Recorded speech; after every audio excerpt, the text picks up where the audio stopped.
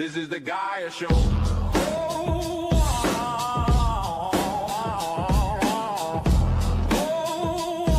Yeah. This is the Gaia Show.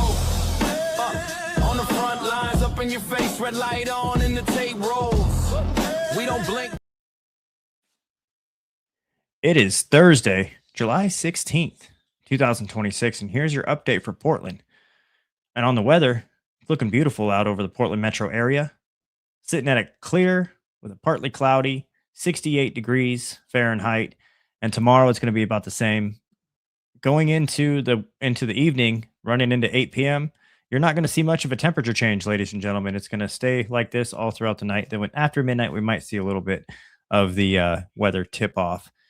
Following a historic storm that delivered over 8,000 strikes across the region, with nearly 1,000 recorded in the metro area alone this morning, Portland is seeing more stable conditions this afternoon. We're currently at 68 degrees, like I said, and mostly sunny. Expect clear skies tonight. And the lowest of the temperature is going to get down to 57 degrees. Right now, you're looking over the beautiful Portland, Oregon, not from on their shirts. up top. The traffic commuters should continue to navigate around significant construction projects.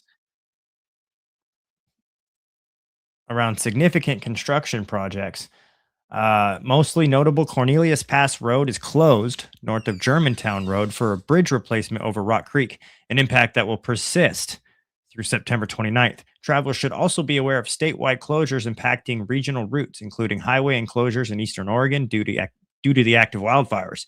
Also, check TripCheck for the latest real-time road conditions before you head out. In a major club news, the Portland Thorns have officially signed midfielder Jesse Fleming to a contract extending through 2028 season. Fleming, a cornerstone of the roster and the captain of the Canadian national team, has been a vital leader for the club and having played every possible minute of action for the Thorns this season. The organization is looking forward to this future commitment as a key step in their ongoing pursuit of the NWSL championship. Travis William Jur is on a federal docket this Tuesday. We're keeping a close eye on the federal case. A 41-year-old Portland man arrested by the FBI earlier this year following an investigation into a violent online threats made against a Nevada official and multiple victims in Oregon, including 2 minors. This remains a critical case for those of tracking political violence and online radicalization. We had our terrifying incident situation happening on the Tom McCall waterfront park just a few days ago, where a 31-year-old Daniel C. Vasey was arrested after naked rampage, which he allegedly attempted to kidnap a 7-year-old girl from her mother. The struggle was violent. Bystanders had to physically intervene to prevent the child from being taken. Vasey is currently being booked at the Multnomah County Detention Center on charges including attempted kidnapping and assault. This is the Geyer Show, your pulse on the ground. Getting into national news, Trump primetime address. Tonight at 9 p.m. Eastern, President Trump delivered a major address from the White House regarding election security. The administration is signaling the release of intelligence documents that they claim prove shocking vulnerabilities in American voting infrastructure, a massive shift as we head towards the midterms. Critics already are calling it a distraction, but the president is framing it as a national security imperative. The wildfire front, Washington State. Now, we are getting reports in here from one of our viewers that there is a building fire up in Lyons County, just outside of Colotis, Washington. We're going to be showing you pictures of the staging area coming from one of our viewers. So stay tuned for that. This is a fire that we're going to keep you updated on. A red flag warning has been issued as a thunderstorm poses a serious threat due to the dry lightning. Keep your emergency plans ready if you're at high risk. There's massive lightning storms causing these fires. And ladies and gentlemen, it is not Antifa setting these fires up in Colotis, Washington. This is God's glory of lightning strikes hitting the ground or coming from the ground. I'm not a scientist. I don't know how that works, but you know what I am? A podcast host. And what you are looking at is a live look over this beautiful city that has been totally corrupted by people that have better interests. That will have better interests in their pocketbook. Ladies and gentlemen, I'm going to show you a story today. Welcome to the Geyer Show. It's the Guy Show.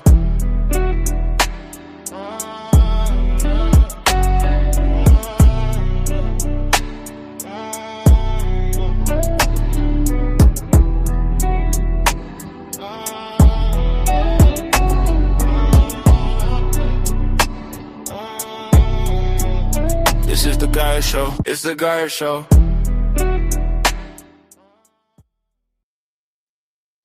And today, ladies and gentlemen, I went in to a place where there has been money sent from Jeffrey Epstein to a clinical psychiatrist here in Portland, Oregon. I went into that office today, and here's the story. I'm standing outside of the office of a high-profile psychiatrist whose professional history with Jeffrey Epstein raises serious questions. We have obtained documents revealing a clear financial trail, specifically invoices totaling thousands of dollars paid directly to Epstein to this office. We aren't just talking about a coincidence. We're talking about a documented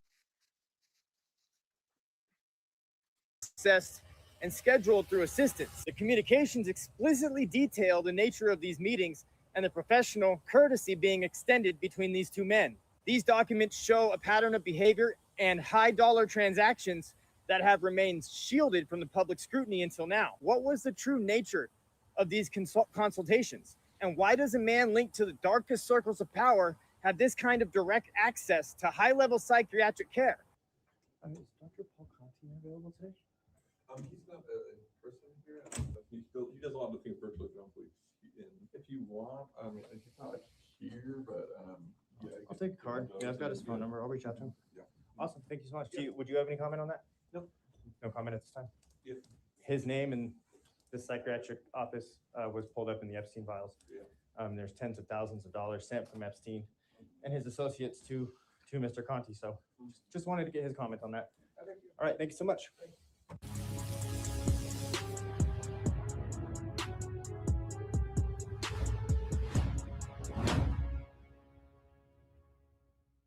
Ladies and gentlemen, this episode of The Geyer Show is streaming live on AmericanAbsolutist.com. That is a platform where there is no filter, no apology, and no compromise. We are also brought to you by Ayla Mac Hair Company. Ladies and gentlemen, if you appreciate a good haircut, whether you're a man or a woman, and keep in mind, there is only two possibilities you can be here. That is man or woman. Go to Ayla Mac Hair Co. and get your hair done by her. She's an amazing woman who is a patriot, who loves her job, is very good at her profession. And she has an amazing studio here in the Pacific Northwest. We are brought to you by Ayla Mac Hair Company.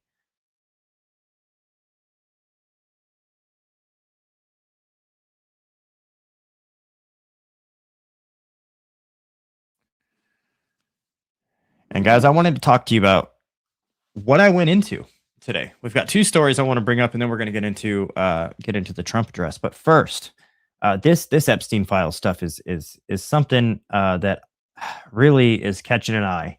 You look into the files, and you find this guy named Paul Conti. And over that previous video, we decided to go into his office, and we're going to make a phone call to him live on air, not tonight, but on the next episode, and we're going to see how that goes. Now we're going to get into the Trump address. Trump addressed the nation today, and we're going to show you guys what he said.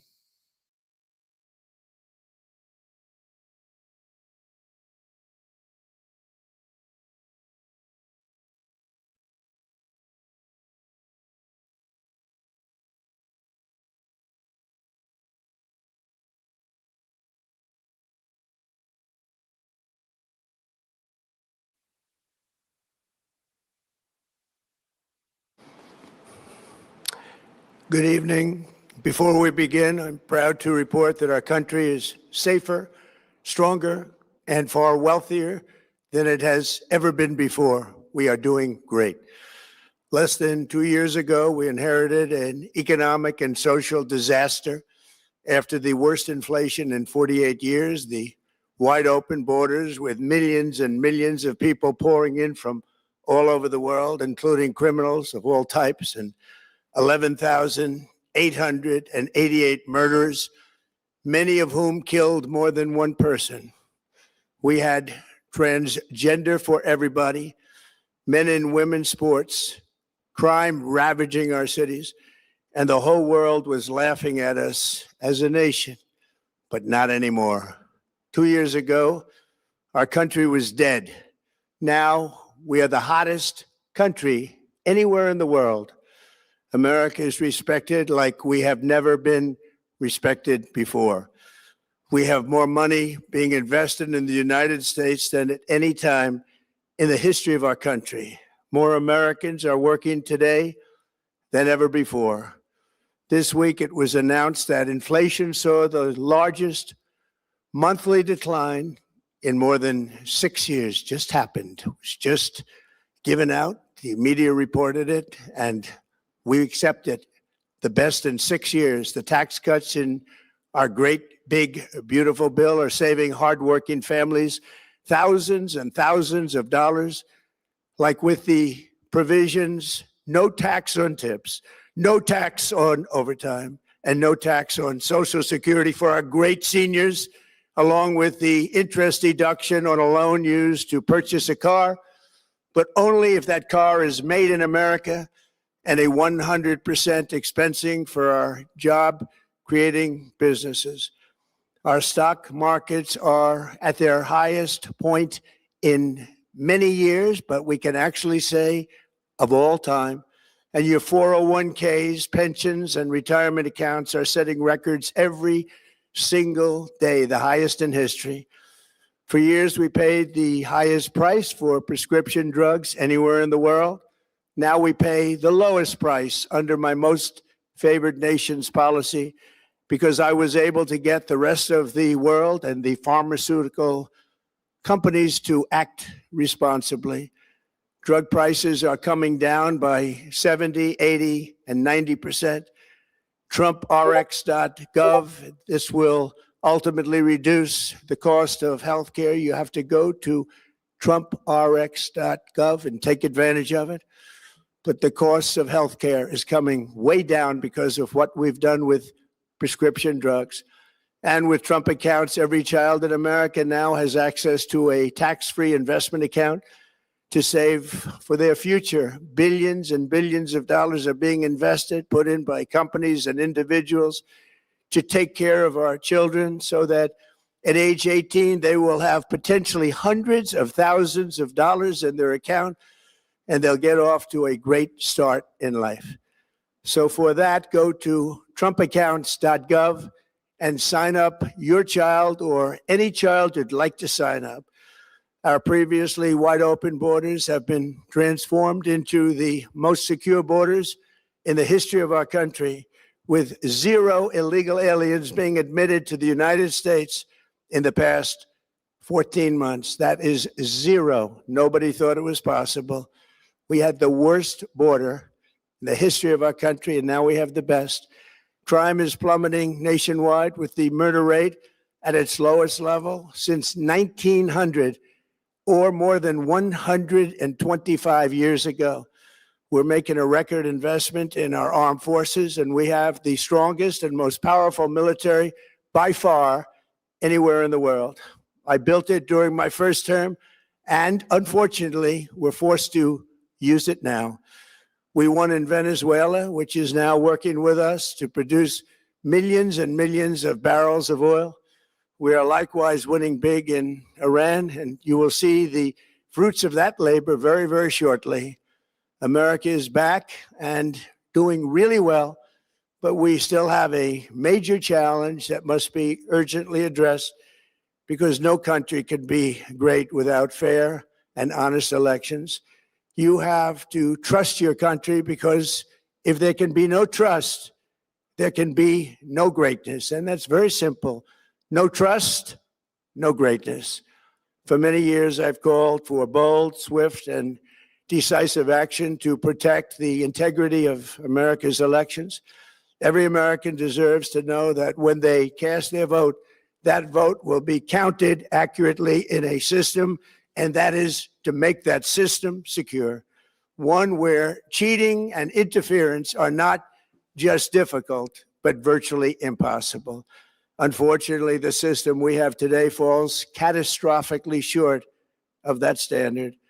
Tonight, I'm announcing the immediate declassification and release of critical intelligence revealing shocking vulnerabilities in our election infrastructure. This evidence shows that the election system we have dangerously exposes like levels never thought possible to hacking, exploitation, and foreign interference. Just as disturbingly, this vital information has for many years been covered up and hidden from you, the American people, our beautiful, our great American people. But that all changes right now. The documents we will release starting tonight have been gathered by the White House Government Transparency Task Force, a great group of people, along with the staff of the President's Intelligence Advisory Board, supported by our top intelligence agency chiefs, who have all personally reviewed the findings. We are presenting this evening and fully confirmed their authenticity. You can see these documents for yourself at whitehouse.gov. That's whitehouse.gov. Go check it out. Our purpose in disclosing this information is not to weaken confidence in election, but to earn that confidence by confronting vulnerabilities and correcting them very, very quickly. And that's what we're doing. The documents cover 5 major areas of concern. First, they show that over a period of years, starting during the 2020 election cycle, the People's Republic of China carried out what is believed to be the largest compromise of election data in history, resulting in China's illicit acquisition of 220 million U.S. voter files. That information includes names, addresses, phone numbers, political party preferences, and other sensitive data that would be needed to register to vote and engage in other nefarious activities, which is exactly what was happening. This data loss presents an unprecedented election security nightmare. The intelligence even shows that China assigned a data exploitation unit specifically to this new project.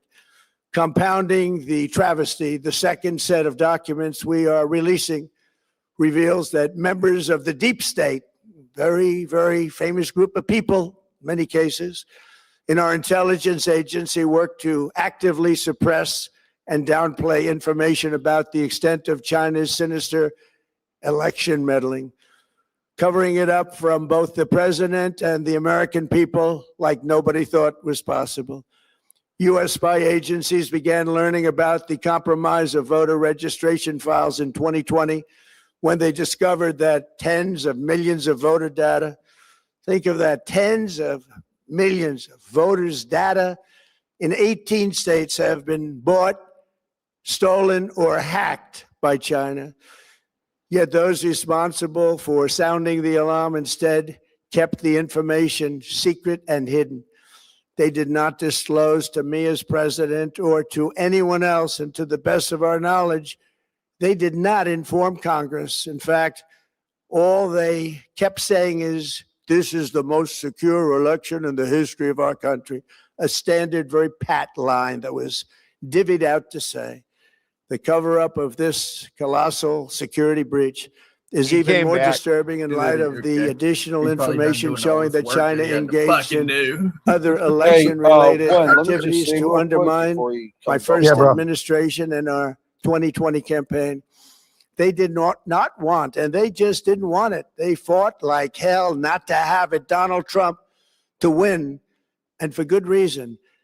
As the documents we are releasing show, CIA reporting explicitly stated, and I quote, in mid-2018, the Chinese Communist Party's policy was to leverage all domestic and foreign elements that were opposed to the U.S. president in an effort to reduce the U.S. president's votes and make him resign or prevent his re-election. Isn't that nice? Also, in mid-2018, China was working to influence the results of the U.S. midterm elections and later the results of the 2020 presidential election itself. Separately, in mid-2019, the Chinese government's strategy against the United States was focused on undermining domestic confidence in the U.S. president. They wanted to just make you sound like your president wasn't so hot, when actually your president has done a great job. And they did everything possible to do exactly that. Going on, this document says, and this is by the CIA, the strategy included efforts to use Chinese contacts with big U.S. companies to influence U.S. business leaders to turn against the President of the United States of America. The Chinese government sought to identify U.S. journalists who had reported negatively on the U.S. president and pay them large sums of money to write more negative articles about him, as many as they could, and they didn't care what they said. The Chinese government wanted U.S. president to lose the next election, and the reason they wanted me to lose is because they knew I was wise to them, charged them billions and billions of dollars worth of tariffs, and built the strongest military anywhere in the world. We have the strongest military anywhere in the world. These are exact quotes from the CIA reporting. The name of the person doing the quote is now under review, but it gets even worse. Raw intelligence obtained by the FBI in 2020, yet buried by rogue bureaucrats, stated that China's activities even included an attempt to manufacture illegal ballots for Joe Biden.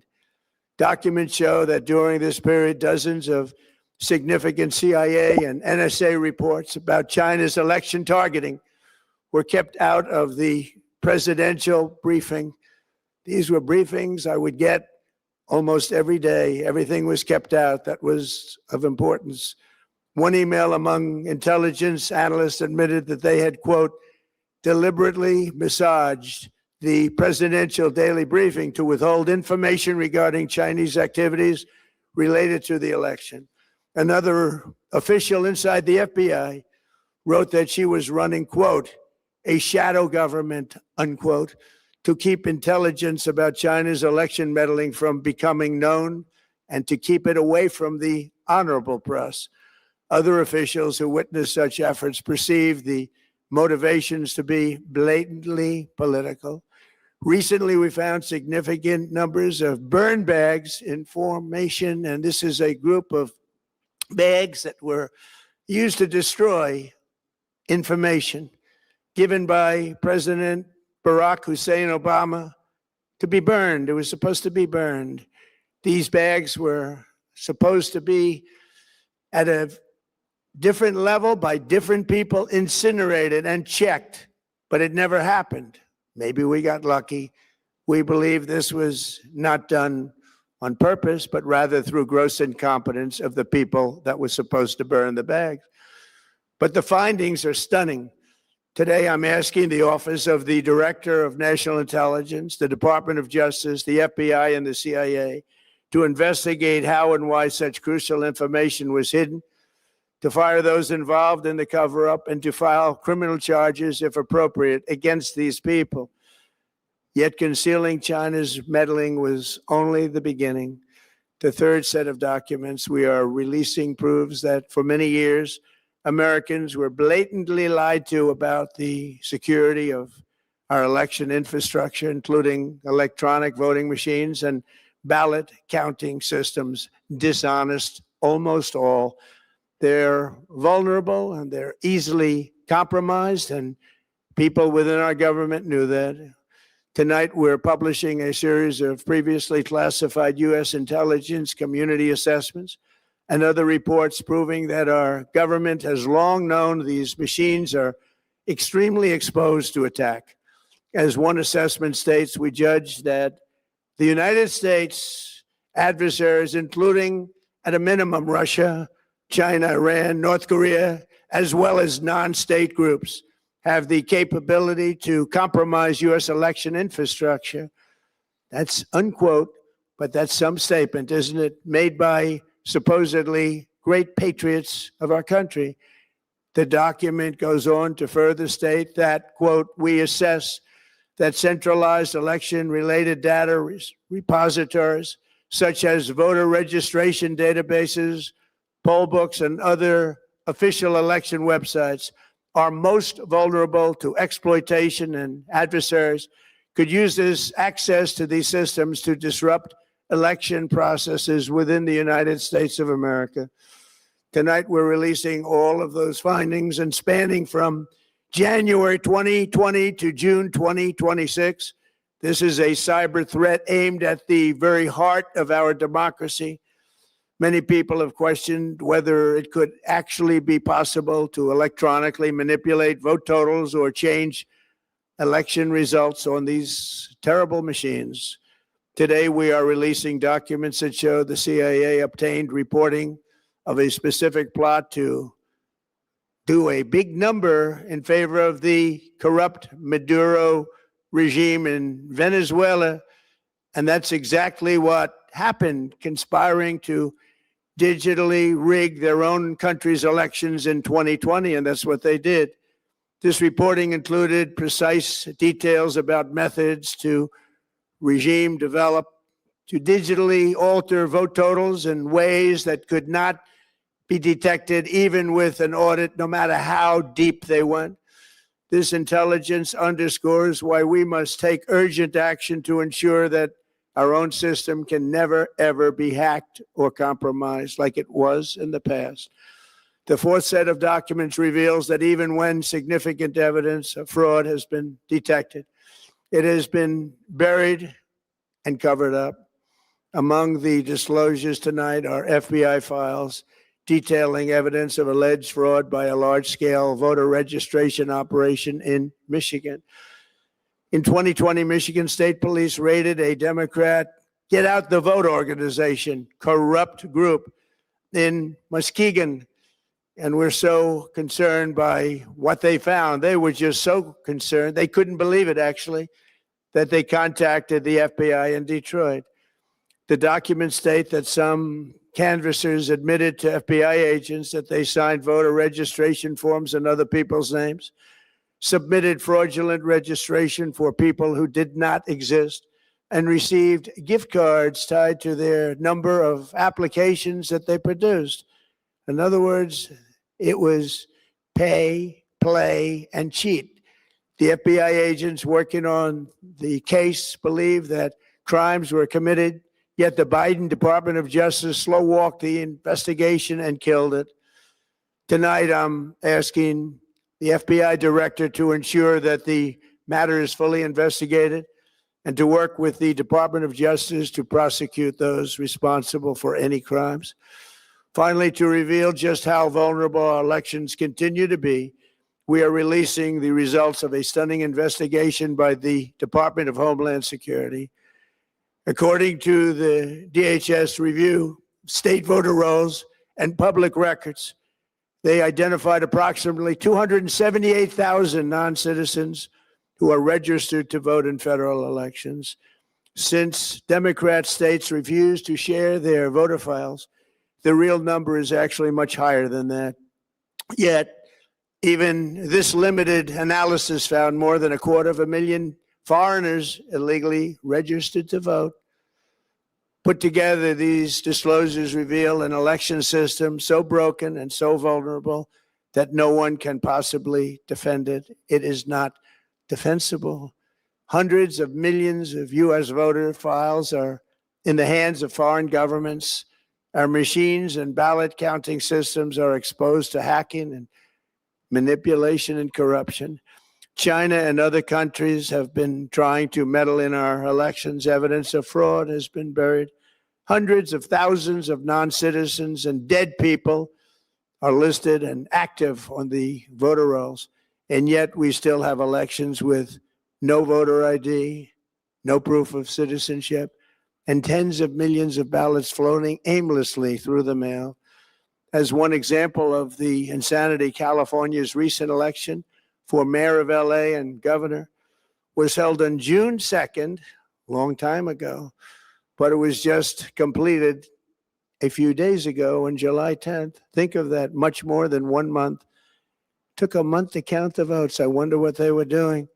This is worse than any third world country. There's no third world country that has elections like we have. In a rare move, NBC and ABC Fake News have both said that they would not cover this speech. They knew what it was about because of the fact that they don't like the topic, because they know how corrupt our system is and they don't want to reveal it. They and others in the media are part of a plot. They want to continue this fraud for whatever reason. They want to keep it going. They want to protect the radical left. They can't have a great country, and that's true. You can't have a great country without free and fair elections.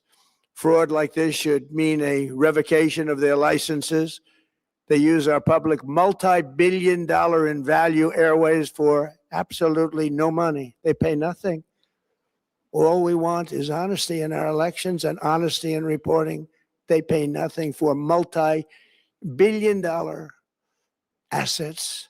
Great damage has been done to our country. Our elections were left vulnerable to being rigged and stolen, and the trust of the American people was lost. This cannot be allowed to continue. Every American, whether you're a Republican, Democrat, Independent, or otherwise, should be able to agree that we deserve the most secure, honest, and fair election system anywhere in the world. Secure elections should be a partisan, really, we should be together, Democrats, Republicans, Independents, everybody, and it should not be a partisan issue. It should cause to unite us, not to divide us. This should be a cause. We should be united, not divided. In light of the brand new and irrefutable information I have revealed tonight, my administration is in the process of notifying the states whose election data was compromised by the People's Republic of China and many others. We will be working closely to mitigate any harm, and we're taking swift action to ensure that sensitive voter data is better protected so we can never be bought, we can never be hacked, and we can never watch a stolen election again. Tomorrow, the Secretary of Homeland Security will hold a briefing to outline his department's recent work confirming cyber vulnerabilities in our electronic voting systems. They are bad. We're in the process of informing governors, senators, and members of Congress of potential issues in their states. If you look at voting today, it's in such bad shape in so many states, and we are committing to fix it. And we're also committing to be working with those states and local jurisdictions to help them fix and patch known technical vulnerabilities before the midterm elections. We have very important elections coming up. We want those elections to be honest. I've also ordered DHS to notify every state about non-citizens on their voter rolls and direct them to remove all ineligible voters from the lists immediately. But most importantly, addressing this crisis of election security demands that Congress must pass the Save America Act. How easy is that to do unless you want to cheat? The only reason you wouldn't do it is you want to cheat because your policies are so bad and your candidates are so pathetic that you can't get away or can't get elected any other way. This landmark bill requires that all voters must show photo voter ID. How simple is that? Could I have your photo, please? Photo voter ID. All voters must provide proof of citizenship. Are you a citizen of our country, please? And hopefully there will be no corrupt mail-in ballots, which if you watched California and so many other places, mail-in ballots are inherently corrupt.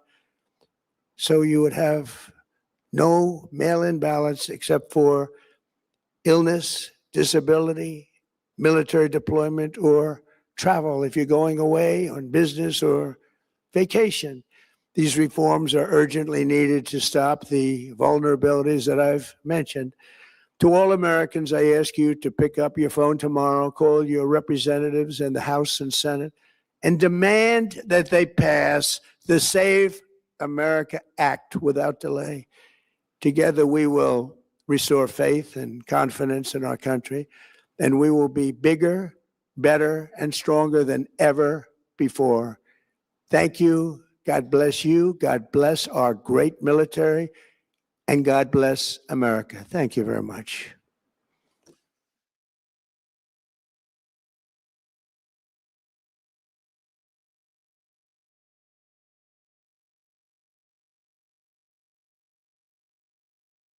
It's the Guy Show.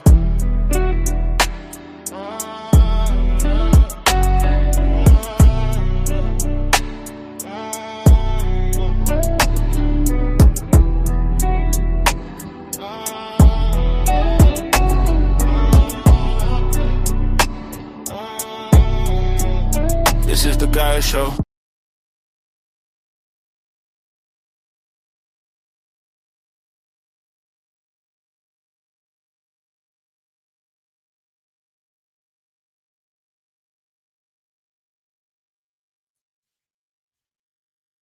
And welcome back to the show, ladies and gentlemen. Hey, we're going to have Matthias Hallett come on the show. Matthias is running for District 3 and City Council.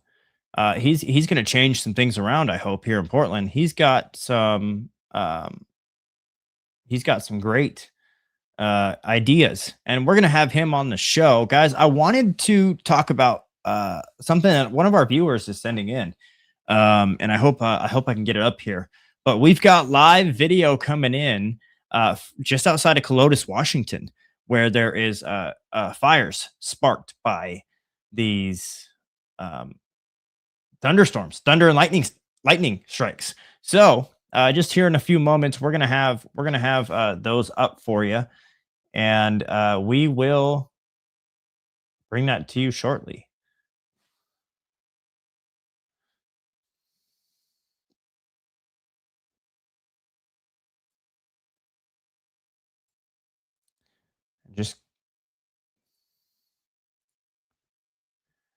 We have a live look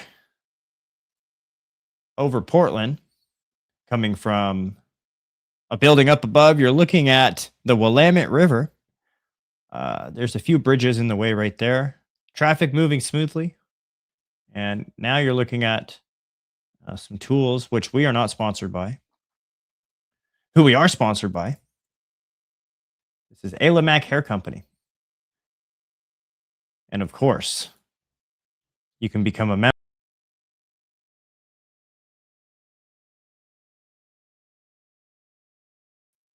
only on AmericanAbsolutist.com. It's the Guy Show.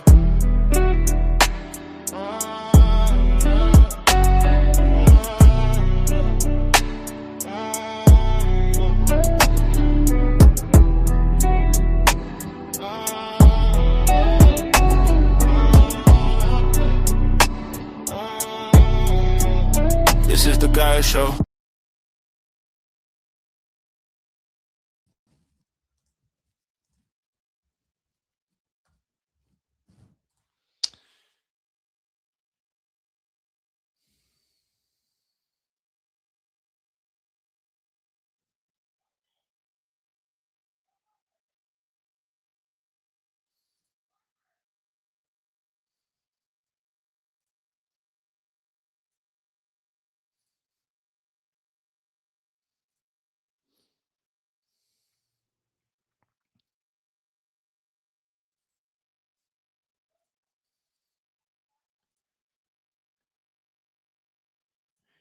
Guys, I wanted to bring something up here.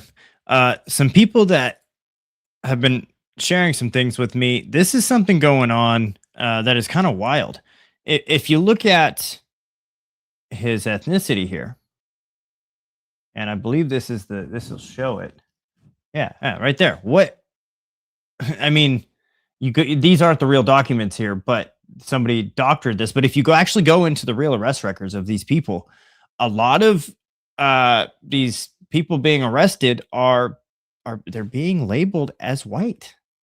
Just I thought I should pull that up. That's kind of interesting. While we wait for Matthias to come onto the show, we're just gonna scroll and see what's going on the social media page. Hey, if you want to become a member, this right here is our platform, and as you can see, we are live on our platform streaming. And the signal is active. This is the AmericanAbsolutist.com, where you can become a creator, you can become a member. and it is a platform that is based off of our First Amendment. And I'm not ever going to deplatform, demonetize, or silence anybody from reporting on to the AmericanAbsolutist.com.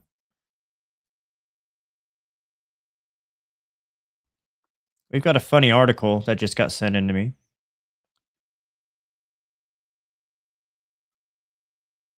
And this right here,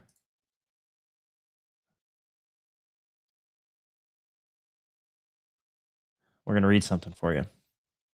When Sarah Reeve got engaged, she gave fiance Lee an ultimatum. He had to pay off his $4,000 in today's money.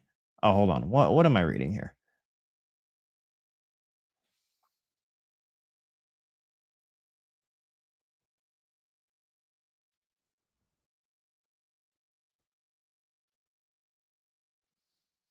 I'm sorry, I'm having technical difficulties. Okay. Here's an article just sent in. When Sarah Reeve got engaged, she gave fiance Lee an ultimatum.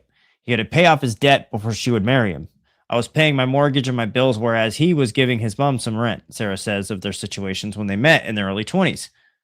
I told him I wouldn't marry him if I had any debts, says the 45-year-old son. Says the 45-year-old. So they set a wedding date for 2 years ahead, which gave Lee the time to pay off the $2,000 bank loan and $4,000 in today's money he had taken out to buy a car. Once Lee's debt was cleared, the couple paid everything into a joint account, and Sarah took charge of bills, saving, and budgeting. He said, "You can sort it all out and take charge with money because I'm rubbish with it," she says. Sarah's experience reflects a wider trend of more than 4/5 of women being actively involved in managing daily finances like day-to-day spending and household budgeting. According to the St. James Place Women's and Health report, Sarah earns $24,000 working part-time in insurance, and Lee worked in maintenance at the same factory for 27 years, earning about $26,000 before being made redundant 4 years ago. He now works for himself in property maintenance and earns about $30,000. The couple, who have been together for 25 years and have had 2 daughters, aged 19 and 21, have always thought of the money as shared. It's very much our money rather than mine or yours, which is really nice, especially as I took 4 years off when we had 4 children, says Sarah. After getting out of debt, Sarah says she and Lee have never overstretched themselves and have made regular overpayments on their mortgage.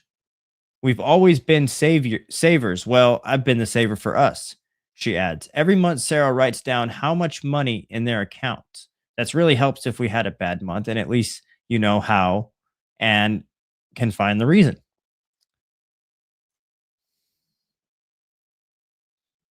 Carrying on.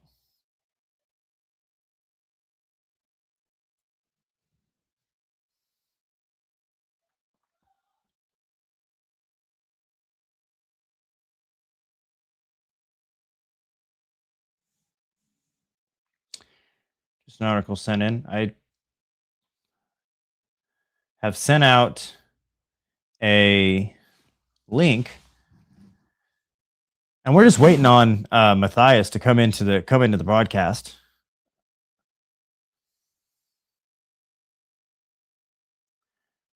They say Portland is rudderless. They say the city council has become a playground for activists and bureaucrats who have never run a business, never managed a budget, and have never dealt with the reality of what's happening on our streets. Now, the establishment wants you to think the decline of the city is inevitable. They want you to think we're just supposed to sit back and watch it burn while they just pass cost increases disguised as progress. Well, I'm not buying it. Neither are you. That's why we're going to bring Matthias Howlett here on the show here shortly. Now let's get back into this article.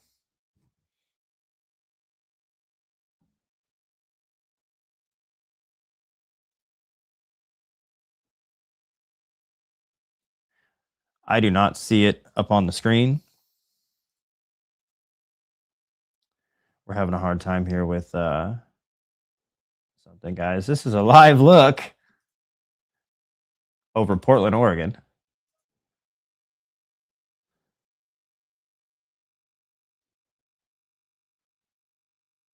You know what this is right now?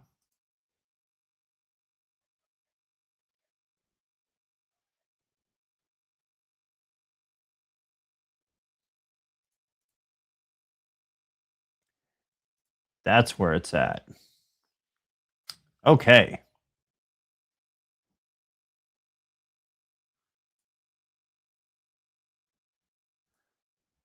I found it.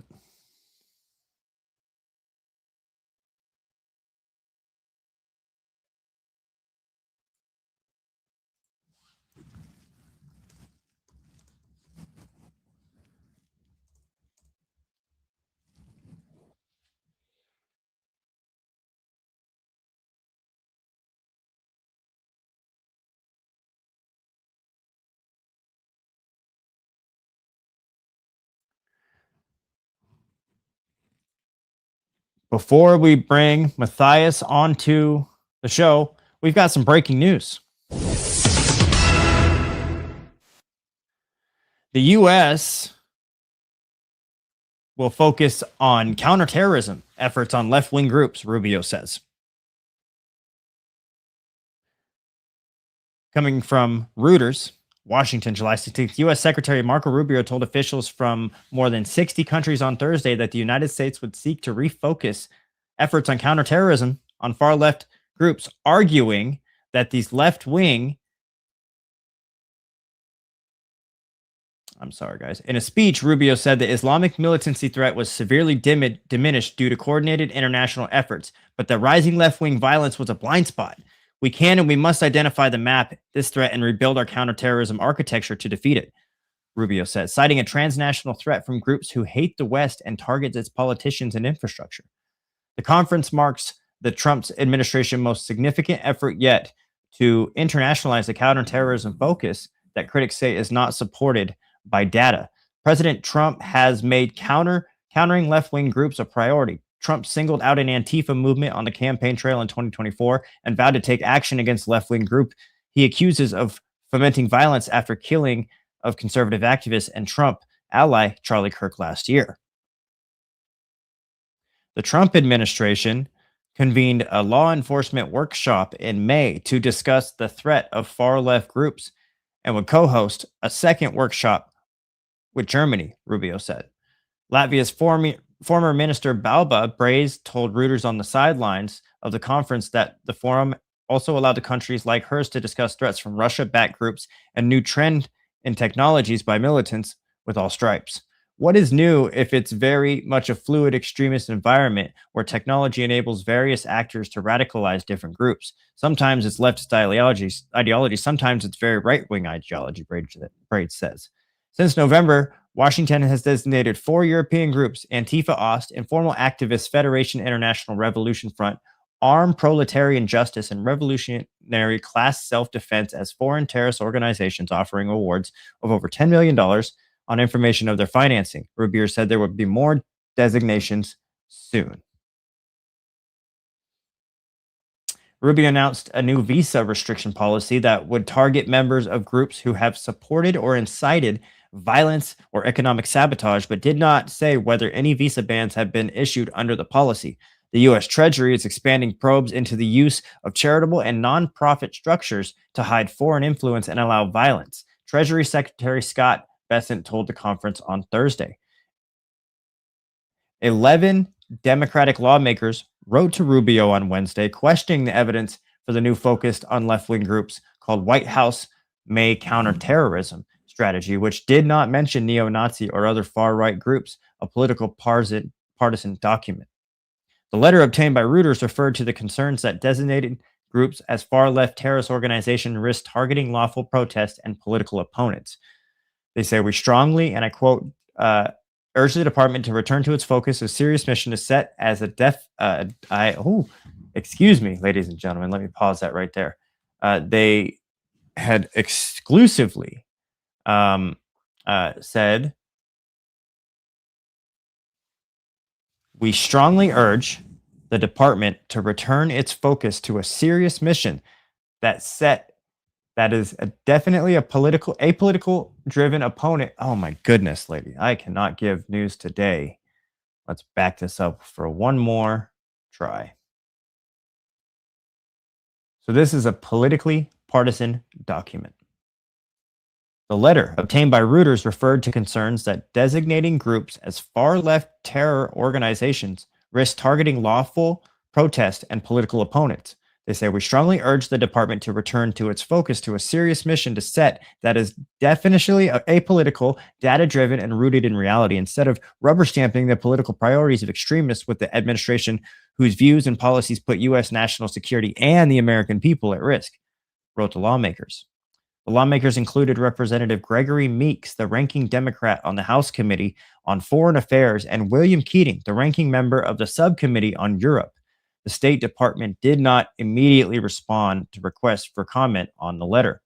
At the conference, White House Deputy Chief of Staff Stephen Miller said leftists were driven by envy and hatred and derided Antifa demonstrators as all deformed in some way in their appearance, in their dress, in their mannerisms.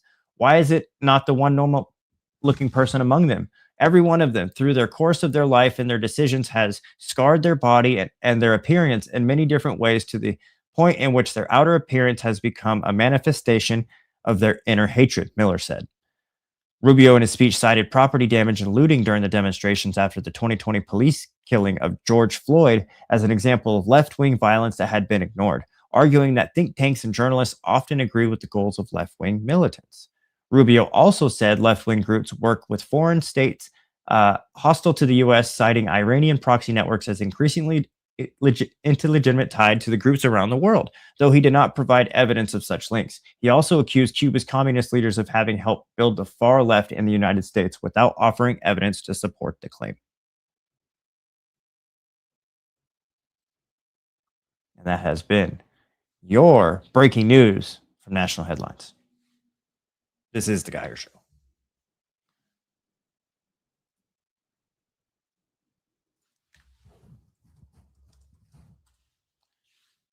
It's The Geiger Show.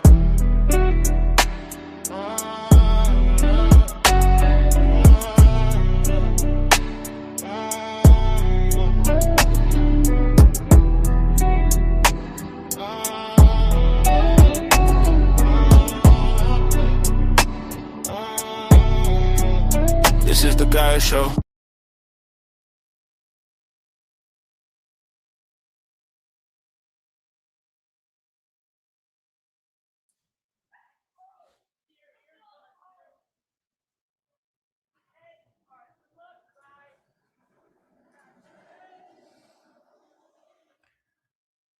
Let's listen to what Ben Edel had to say. He said President Trump just announced that China took more than 220.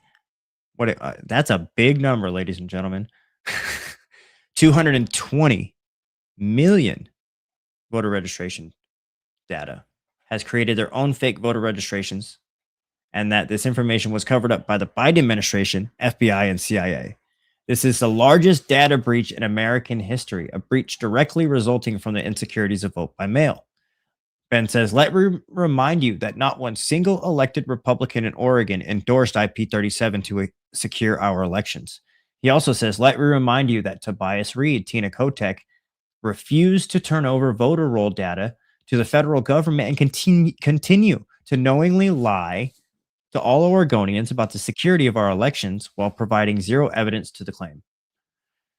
And we have one of our friends that we had met recently in Portland. I like this guy a lot. I think he's an incredible person. I think he's going to be doing some great things for Portland if you guys would just get him elected. We are talking about Matthias Hallett. Now I'm going to bring him on just here in a couple of seconds. But let's just give him the intro that this man deserves. They say Portland is rudderless. They say Portland City Council has become a playground for activists and bureaucrats who have never run a business, never managed a budget, and never dealt with the reality of what's happening on our streets. Now, the establishment wants you to think the decline of this city is inevitable. They want you to think we're just supposed to sit back and watch it burn while they pass the cost increase disguised as progress. Well, I'm not buying it, and neither should you. We need adults in this room. We need someone who is not interested in the political theater, but who understands the law, the economy, and the absolute necessity of restoring order back to our district. And right now, I'm going to bring on a candidate who says he's had enough of the status quo. He's an attorney, he's an outsider, and he's tired of watching our potential get squandered. He is the real deal, or is he the real deal, or just another voice in the noise? We're about to find out. Matthias Hallett, welcome to the show. Thanks for having me, bud. It's good to see you. Honestly, I will say I'd say I'm the real deal in terms of like, I'm really pissed off with the deal we've got.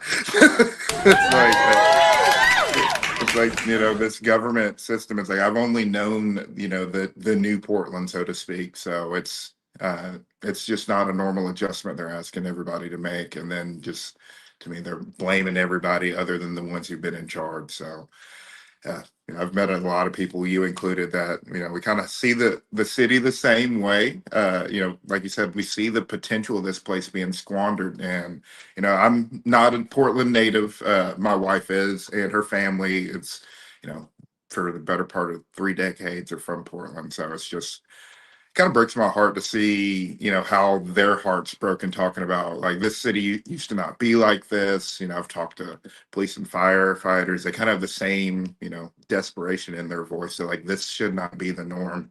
But unfortunately, people in office don't seem to be listening to, you know, everybody else. So No, they don't. You've been very vocal about it, though. About the city council being rudderless. Specifically, which policy or decision currently in place is doing the most damage in District 3? And if you had the seat today, what is going to be the first thing? I mean, we know you're running for council.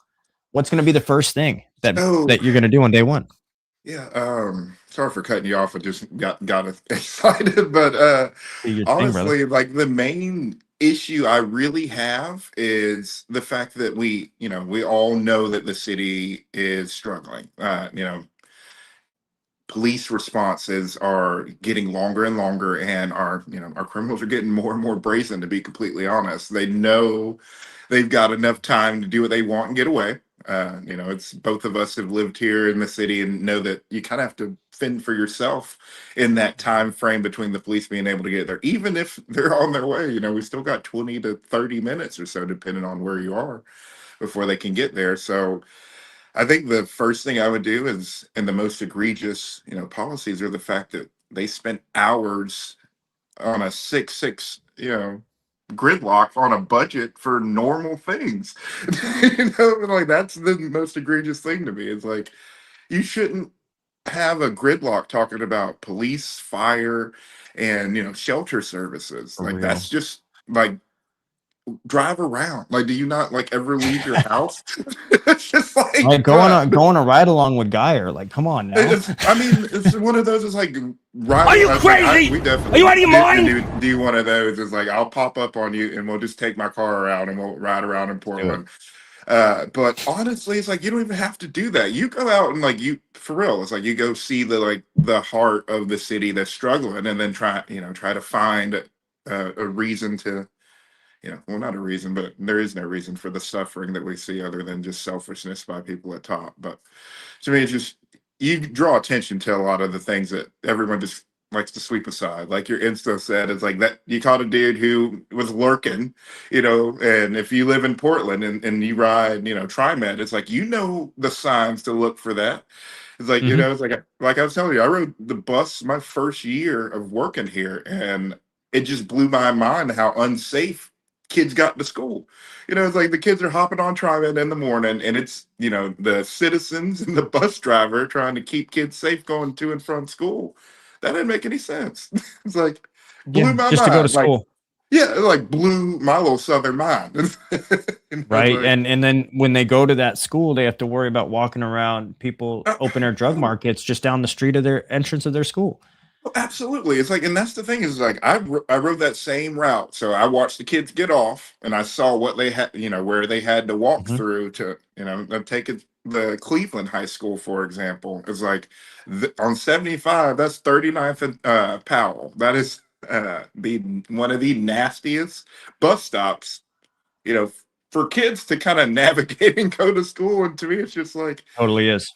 it's like if that shouldn't, and the throw in why Portland makes no sense. Like there's all kinds of businesses that shouldn't be that close to a main drag if kids are taking that route to school, just to kind of protect innocence. Is like the sound crazy, but it's like I'd like kids to grow up before they have to kind of navigate the craziness of Portland that didn't make sense to me as an adult, let alone 12 to 14. Like Yeah, it's crazy that we have to gather signatures in order to get a law off or a bill off of something or a city ordinance to where people can't use drugs 1,000 feet from a school. Like it's that just to should me, it's I insane. mean, We have to come up with yeah, it's like it's signatures. one of those and again, it's like this is the stupidity that made me run. It's like Yeah. that, it shouldn't take this much. But it's like that should have been like, oh, we didn't realize they were that close, what are you guys doing? Get out of there. It's like, but it just blows my mind. It's like, how do you call like, to talk about those open air drug markets? It's like, how do you call compassionate care giving people, the means to get more lost in Mm. drug addiction? We Because went right that's into not. those harm reduction programs too, and exposed it, dude. They Yeah, give you crack pipes. I agree. As I'm so thankful you have been doing that. It's like, it's like I've lost friends, just to tell you why I don't like Too. this approach. I've lost friends to, you know, substance abuse. One of my best friends back home died of a fatty overdose, and this kid was like, we called him Superman, like the smartest kid we've ever known. Like Yeah. everybody loved him, and I honestly, I was one of two people that knew he was hurting like that. And I saw him at a wedding that I was working, and like I saw it in his eyes. I was like, I need to talk to Wesley. It's like, I don't know what he's going through. And a month later, I heard that he had overdosed. And Wow. then another one of my friends, John. Obviously, I don't want to do last names to put the families on blast, but it's like John's a kid whose looking at the outside, it's like this kid was going to inherit a business from his family. Like mom and dad, mom and dad loved him. Everybody loved him. It's like he's smart, good looking, and then asphyxiated because no one knew that he had taken pills that were cut with fentanyl. Just everybody thought he was just Mhm. back in the day when everybody popped a couple pills and you didn't have to worry about your friends dropping. It's like obviously those are reckless decisions of youth, but to me it's like kids make those. It's like it shouldn't be the one time they make a bad decision they die. It's like, Yeah, for real. but We yeah, should. We shouldn't. that's why it kind of really resonates with me. It's like I just think if they just to take myself back in time, if they would have been here in Portland, the current Portland years ago, or if we were not in Atlanta but here, it's like there's no mechanisms if you make a bad decision. It's like you got 20 minutes. It's like if you can actually get care some places and actually pull through, it's like here it's a luck of the draw. You're lucky if a neighbor's got Narcan on them. Unfortunately, Portland's like that. So like we do have people that are ready for anything in our communities, It's but got Narcanum on here. Or it's Narcan in the city, man, because we have to. yeah. I You mean, know. 100%. It's like riding the bus. It's like you gotta like either keep your hands to yourself or have something ready because you never know. Like it's like that's not a normal state of affairs for a city that's got this many resources. You know what I mean? Like Right. We have so many resources, but the problem is our money is being put into different resources and funding, correct? from my understanding, and then obviously you've been drawing way more attention to it. It's like it just didn't look right to me. To be completely honest, it's like I'd look at my paycheck and I'm supposedly making more money than I've ever made, and then there's all these like earmarked little special local taxes, Mhm. and deductions, and then you start looking at these agencies and nonprofits that have got millions of dollars each, hundreds of millions of dollars Yeah. across them. And these are, just to show you how crazy it is to me. It's like most of these nonprofits are doing things that the city and other states, the city and local municipal governments, like that's their authority. Portland cedes authority to take care of its citizens, taxes us, and then cuts a check to an NGO or a nonprofit to do what the government's real. supposed to be doing for us. It's like that to me. It's like that is such a blatant fraudulent scheme. It's like, you all just to take it to business. It's like if you have a contractor, a third party contractor, and they mess up you delivering your services to your company or your customers, it's like obviously you're going to point fingers and say it wasn't you. But if you're a government, you can't do that. We voted you in to do your job. You can't then decide someone else is going to do it for you and then blame them for the results. But that's what we're dealing Right. with. It's hypocrisy. Yeah, to me it's at the biggest honesty. level. 100%. But Well, you bring different things to the table, and you've got like this different two things that I know that you bring different to the table is number one is when I met you, that's the number one thing that you bring to the table is your faith, and then number two, yeah. it's awesome. Number two is you're an estate lawyer. You deal with contracts, probate, business transactions. A lot of people are tired of our social worker justice, our social keyboard justices inside of our city councils, inside of our public offices, and that style of governance. It's just like a social justice warrior style of governance, with people not knowing where to put money, not know what areas to fund within our city, and the vote is just going to what. So how does a background in corporate law and business settlements translate to fixing the homelessness and public safety crisis and all of the problems we have here in Portland? I would say from my estate planning background, what would help is having policies to make our, I hate to say wealthy because these people aren't like really that rich compared to other states, but Portland and Oregon in particular, the laws have kind of made a lot of our, upper middle class to higher, and earners just dip, to be completely honest. It's like, it's like I had a client meeting today with these people worth about $8 million, moved from out of state. And we had a real talk on like, you guys sure you want to stay in Oregon before your kids get your stuff there? It's about an $800,000 tax, all said and done, because they own real estate in other places. Wow. And it's just one of those. It's like, what kind of policy pushes, a state tax that much lower than the federal level? Because it's 26 million. That's a $26 million problem, to be completely honest, at the federal level. So it's a lot of people will in Oregon, depending on if you can't own a home, your houses here really quickly take you from 500,000 to 800,000 for, something that some people bought for $50,000 to $60,000. Wow. I got it's like, so we've got all of these people that have a ton of money that have moved to this city from other places, and then they're seeing, our city services struggle, and they're being told that they're going to carry the burden of all of these policies. So to me, it just shows it's like if you govern like a social justice warrior from your feelings, we don't really have real costs. We don't really have real results. To me, it's like you can always feel terribly about what people are going through, but you can't make decisions out of emotion when it affects everyone in the city. It's like there are baseline parameters that a city needs before we're attractive, essentially, to grow. So we've got people that can, entrepreneurs who want to move here and create businesses, and then we've got jobs, and they've got that tax base.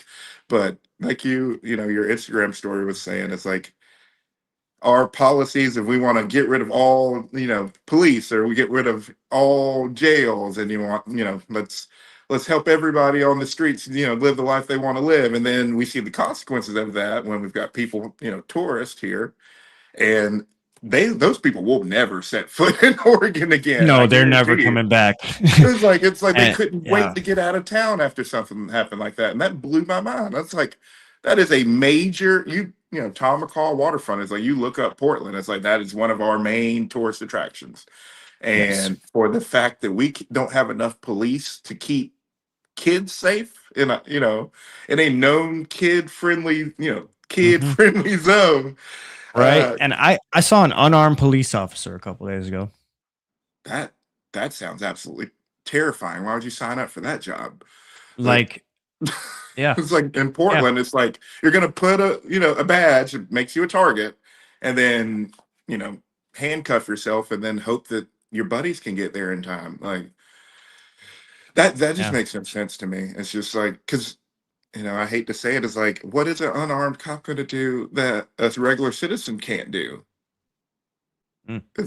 It's like they have more training, but like at the end of the day, it's like they're still going to have to wait for the regular, police to get there if it escalates. Oh like my God! one of us would have to. Yeah, for real. Or potentially an even worse situation where the criminal attacks an unarmed police officer, then the armed police come and retaliate with overwhelming force. So it's like to me, that's asking for. It's asking to make us a headline again. But like you said, it's like you got a bunch of keyboard warriors who've never been in these neighborhoods. After the sun goes down in Portland, it's like during the fall. That's 5:30. Yeah. For real, man. But it's just it's like you don't see Angelita Murillo walking around at 2:00 in the morning, seeing what really happens in her city. Bruh, She's cozied up. It's like that is a good segue. I was watching this Northwest Fresh podcast, and they were talking about how when the cities literally, they're still trying to figure out how we're going to pay for these services while we're just stacking up headlines, mind you. But anyway, while she's defunding police for everybody else, cutting fire departments, like, we need fire trucks. And they're like, tough shit. But they got a private security detail. And the ones that are making sure we don't have police called have got 30 plus calls to a private security firm. It's like, oh, so the policies that you made have made you feel unsafe in Portland. Right.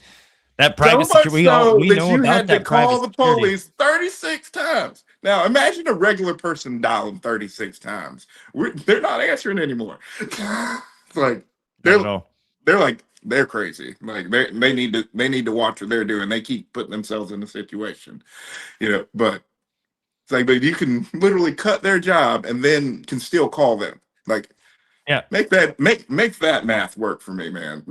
The math doesn't. And how are you gonna allow investigators to do their jobs if you cut their overtime?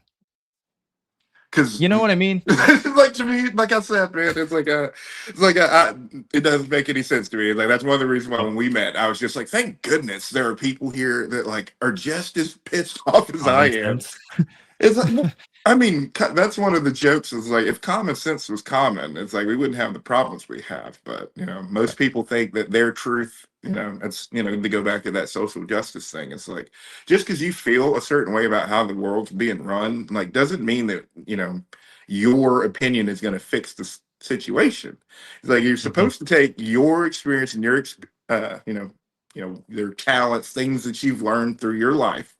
And this is the standard governing principles. You then get your seat, you work for your citizens so that the experience of the average person in your district is better by the time you get out.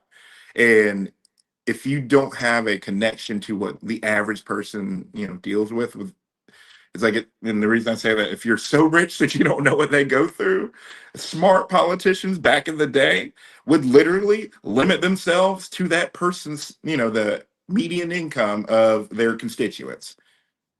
So they knew exactly how each person had to live.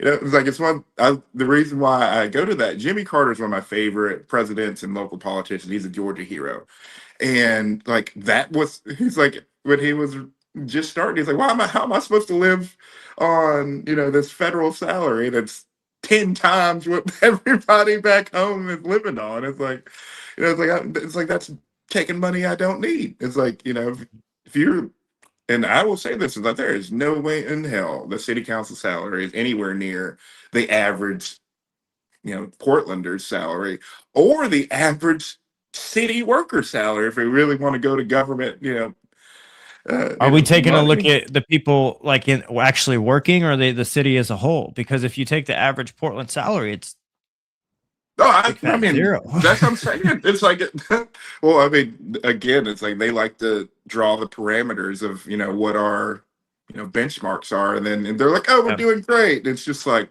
again, to go back to have you walked around this city, man? Like, it's like, And they blame it on everybody else. how do you blame it on someone else? Y'all have been in charge. This was your whole plan to get this type of government in. It's like they sold it to us. It's like, this is a better form. And then we have like increasingly worse conditions. And then they mailed out, hey, look at me, look how good we're doing, mailers to all of the people in their district with taxpayer funds after they can't vote on agreement to fund our basic city services. So it's like, it's just tone deaf to me, man. Like, it's like, you don't care that we're hurting out here. It's like, if you did, I wouldn't be running if people actually cared. It's like, I've lived here long Right. enough and just watched it deteriorate. And this, our neighbors have kind of said the same thing over, we'll talk about the system, kind of explain, I'm kind of the legal help desk. They're like, hey, what does this mean? I was like, give me a second, let me, read up on it and I'll get back to you. But it's like my neighbors and friends have just gotten to the point where they're just like, why don't you just run? It's like, you seem to actually care enough to like hold their feet to the fire to give us a real answer. I was like, and for real though, it's like, you're going to have to answer to, why my family feels like this place is, deteriorating such a rapid rate that like they're plotting, we're trying to find where we can live to make our money stretch. It's like, while they're telling us that everyone's doing so well. It's like, usually when you got a bad economy, you try to figure out a way to make it easier on your citizens, not, put your foot further on their neck. Right. Make us suffer even worse. Like, damn. Like, yeah. So what do you have to do? So a lot of people are kind of unaware of how the government works within our city council. So in order to become a member of city council and run, like what's the process? What's from here on out? Where do you have to go from now? So right now we are trying to get 250 people to Portlanders essentially to donate between $5 and $25 so it can be considered a real candidate essentially. So they have this public funds matching system where every donation that we get from a verified Portland resident, the city matches 10-1 the funds, and then they certify you as a legitimate candidate, so to speak, and then you're able to kind of get your seat at the table. The problem we had is they took so long essentially to let us in the program that all of the incumbents have, $100,000 plus public funds matching already in their war chest. And there's only $1 million or so earmarked for the whole campaign. So it's kind of rigged, man. It's like they're setting up to where it's like, yes, they're saying they're removing, big money from elections, but they're setting it up to where it's all the nonprofits donating to those candidates. You get funds matching. They can donate their time for, all these nonprofits can have their employees go door knock for these candidates, things like that. So we're just right now, we're in that trying to, you understand the underdog. We're just trying to get our name out there, let people know it's like, we don't like this. I'm unfortunately, I feel like I'm one of the few people running that actually understands the system. So Portland has a really, really strange local government that we put in. So this new charter has a mayor that is kind of an independent executive, so to speak. So for just to kind of simplify it, imagine a president with, he can only really sign. He doesn't have any signing authority for the bill, so it's kind of flipped. It's like the mayor pushes what he thinks the city needs money wise to manage all of the agencies. We're consolidated as much as we can in this kind of bifurcated, county system we have, to where all of each little agency of the city government before this was a separate business, so to speak.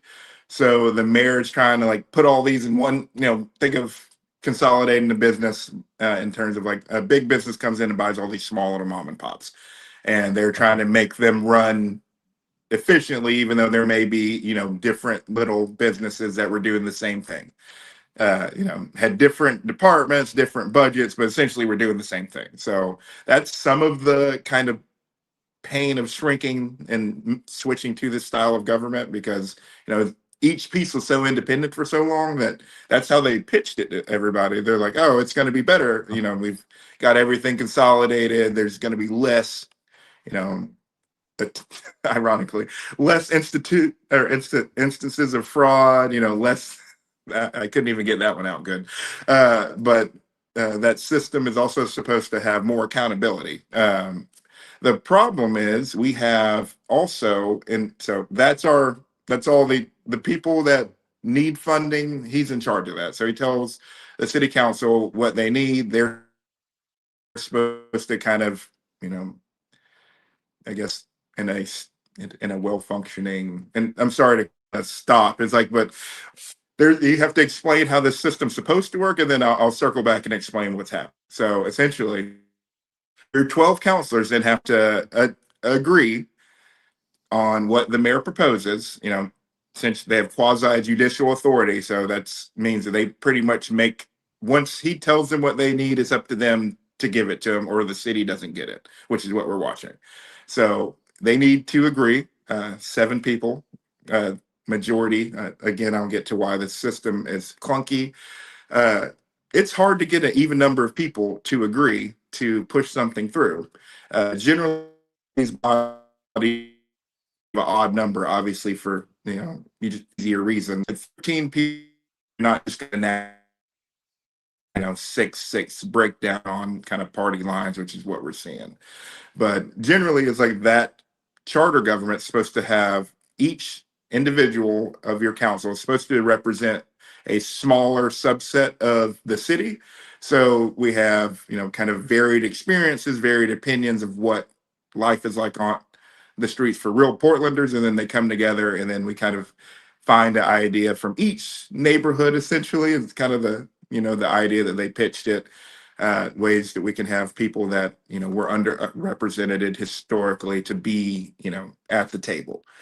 But right now, to go to your point of the performative politics, is like we've got every, identity group covered, and then they're proceeding to then, make decisions that, just virtue signal, to use a better word. It's like, obviously everyone wants homelessness to go down, but dumping 30 million in a nonprofit and then saying, hey, we're decreasing homelessness, that doesn't decrease homelessness. It's like I drive around, it's like they just move. Like, just because the block you're on now they're not there doesn't mean they're not still on the streets.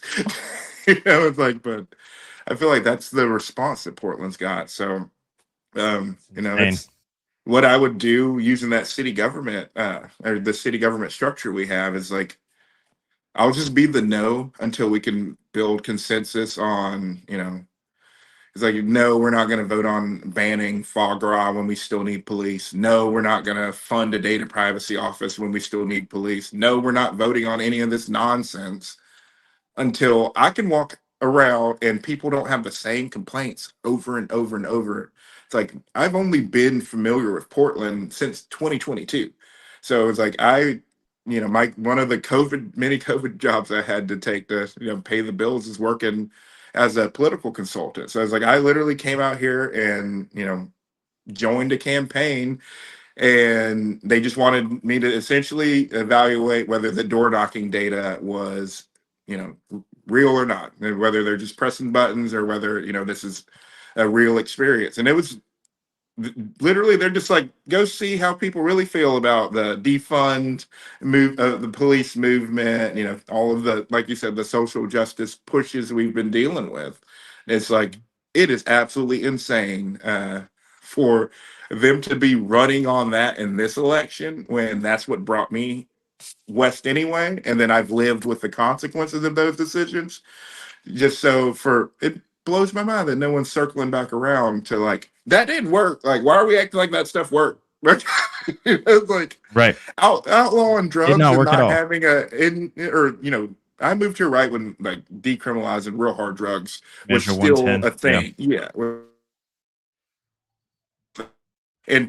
And people were just like still. I still would hear people debate the merits of the Portuguese model, and it's like we didn't even take the Portuguese model and apply it. So how are we trying to act like we were doing a good thing? It's like they literally increased all access to medical care while decriminalizing. So it's like you just can't decriminalize things, get rid of police, and then not meet the gap with actual healthcare and social workers to like get these Mhm. people, transitioned on a pathway to like get clean. It's like, And then but recriminalize it and do nothing about it when you recriminalize it, and not have enough police to be called and enough. mhm. I mean, Angelina, if I'm not mistaken, it was Angelita that decided she wanted to cut the fire department, right? And have them not get called to all these low visibility fires or something like that. Honestly, it's the three people to me that in the district that have been making absolutely no sense. Or, like you said, Angelita, Tiffany Kayama Lane, and then Steve Novick votes for them whenever he gets bullied enough, essentially. So, Right. So are you so not going to get bullied if you get into this council? You're going to be pressured, the obviously. last time I got a good bullying was probably 8th grade. Good, and it's been a while. Hey, I've seen you, my bro. grandfather, and he's gone, so I don't think I can get it I've again. seen you in person. I met you in person down in Portland. Ain't nobody want to bully you, bro. I mean, You're honestly, such a sweetheart, man, and you're so smart, and you've got great comebacks, and you do great things. And why would you bully somebody who's trying to do good for the community? I can tell you, because there's a political establishment, Matthias, that's going to beat you down. No matter how far you're trying to go, they would try and push you to the limits. And I think you got what it takes, man. I really do. I think you got what it takes to stand up against these people. I know I do because of how I'm anchored. Yep. It's like I am anchored to the one true King of Kings. My faith in Jesus Christ is what kind of motivates me to stand up and do what I believe is right. And honestly, if I know I'm doing what's right and people are like, coming for me, it's like I'm one of those who's like I kind of get a little excited. I'm just like, all right. It's like I know I'm on the right track. It's like I'm stepping on, I like to always say is like we stepping on stakes when we're doing stuff like that. It's like that's why you got to keep your grass cut very low. You only associate with people that kind of have the same like-minded. Well, they use my wife's term, the like metal. So iron sharpens iron, yet another man sharpens another. So as long as you truly know what matters in life, and for me, it's like it starts with my faith. It's like, and by trying to love the way that I've been loved by Jesus, it kind of makes me want to do right by everybody else. Just because I know how good that I've been treated. Is like I don't deserve what he's given me in my life. So I feel like it's my responsibility to use all of those. We all have a past. All of those. You're looking over your shoulder. I don't know how I dodged that one. It's like it's for this type of thing. You know what I mean? It's like it's like you guys can come and try to step to me and see if you want to. But it's one of those, it's like, I know what I'm doing is right. It's like, I'm not out here just saying nonsense. You know what I mean? It's like, I agree. You're speaking the truth. And that's what we're all here about, especially on this show. That's what we want out of people, man. And I'm glad I've got somebody, I've got a producer that's been stepping in and helping us with the show a little bit. His name is Spin City News. This guy reports on everything across. He's got a couple questions for you if you don't mind. okay. But he sees Portland through a lens. We see Portland face to face. So we try and come on here. I try and come on here and describe to the rest of the country what Portland is really like. So we've got Spin City News. Welcome to the stage. Hello there, Matthias. I am the producer, plus I am a member of the media and stuff like that, like Mr. Geyer. I just have a few questions that I want to ask you. If you have just a few moments, I'd love to chat with you. I'm muted, I think. Sure. So, what do you think being in Portland? Now, let me explain myself. I found Portland through all of the ice capades, as I will call them, and all of the bullshit that was going on. Yep. I think we got some communications here. Matthias, can you hear me? Can I get a thumbs up, Matthias? Can you hear me? I don't think he can hear us right now. He may have to go in and go out and come back in. I can hear him, but I don't think Matthias. Can you hear me, brother? He's sitting there like a sitting duck. Go out and come back in. I'll bring him out. No, you're gonna have to. That won't work. Can you hear me, Matthias?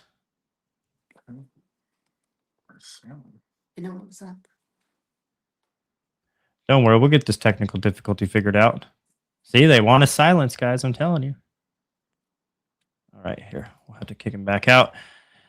So, Matthias, if you can hear me, we're gonna bring you back on stage and see if we got you covered. Matthias, how you doing, bro?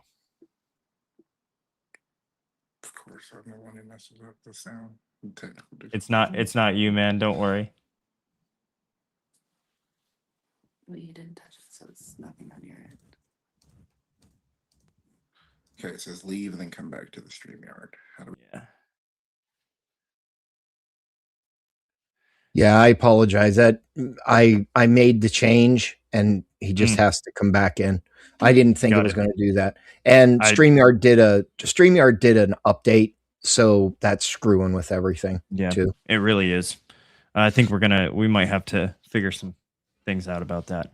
I'm gonna make a new layout so when you have a panel, you can just add people. Yeah, this was just, there he is. All right, I'm gonna add. Okay, Matthias, can you hear us now? I can. It's like I was just panicked for a second. I was like, of course, the one time that like we've got someone else coming in is like I mess up the Right. I'm having to join the 21st century. I spent so much time studying government and everything. I got off of all of socials and everything on the internet as much as possible. Now I'm like, I almost feel overwhelmed sometimes. Well, yeah, I'm going to tell you, I mean, in my job, I am a member of Big Box Media, and I have my own independent platform over on YouTube, Rumble, Pilled, et cetera, et cetera. So that might be something you want to look into. I've been helping Brandon here for a while now, try to get everything set up and get all his pages and everything set up correctly. However, I know you didn't hear a damn thing that I said, so I'm going to repeat it. They sounded like great questions. they were great questions. They were, but I want to. I owe you an explanation of how I got involved with Portland and everything like that. One day I discovered some streamers, and I call them the ice capades. All the ice, the riots of Portland at the ice facility, and became very, very good friends with the streamers. So through the lens, obviously, as Geyer said, I saw it and I just started reporting on it. There were some plans of actually me going with my big TV cameras out there to Portland, Oregon. Then the weather got bad and things like that. So I wasn't able to do it. And with my other job, it kind of conflicted. But anyway, so you know, I have a passion for Portland, although I am in Central Florida. I do have a passion for Portland, and I met some, as I said, I met Mr. Geyer and everything like that, and we've just become pretty good friends. And he asked me to, yeah. And you know what? In this realm, you know, in this realm and this business, because it is a business, Yeah. you have to network, just like you're doing with his audience and everything like that. So kudos for you, and thank you for obviously coming on the Geyer Show. Enough of the bullshit. I wanted to get your take, obviously, on. I know you touched on it, but I'd like to go into a little bit more dialogue about it. What are your thoughts of all the immigration policies and the sanctuary cities, and you know, what would you do if elected or put into the seat or the hot seat? What would you do to try to change that just for the Portland crowd that's in here?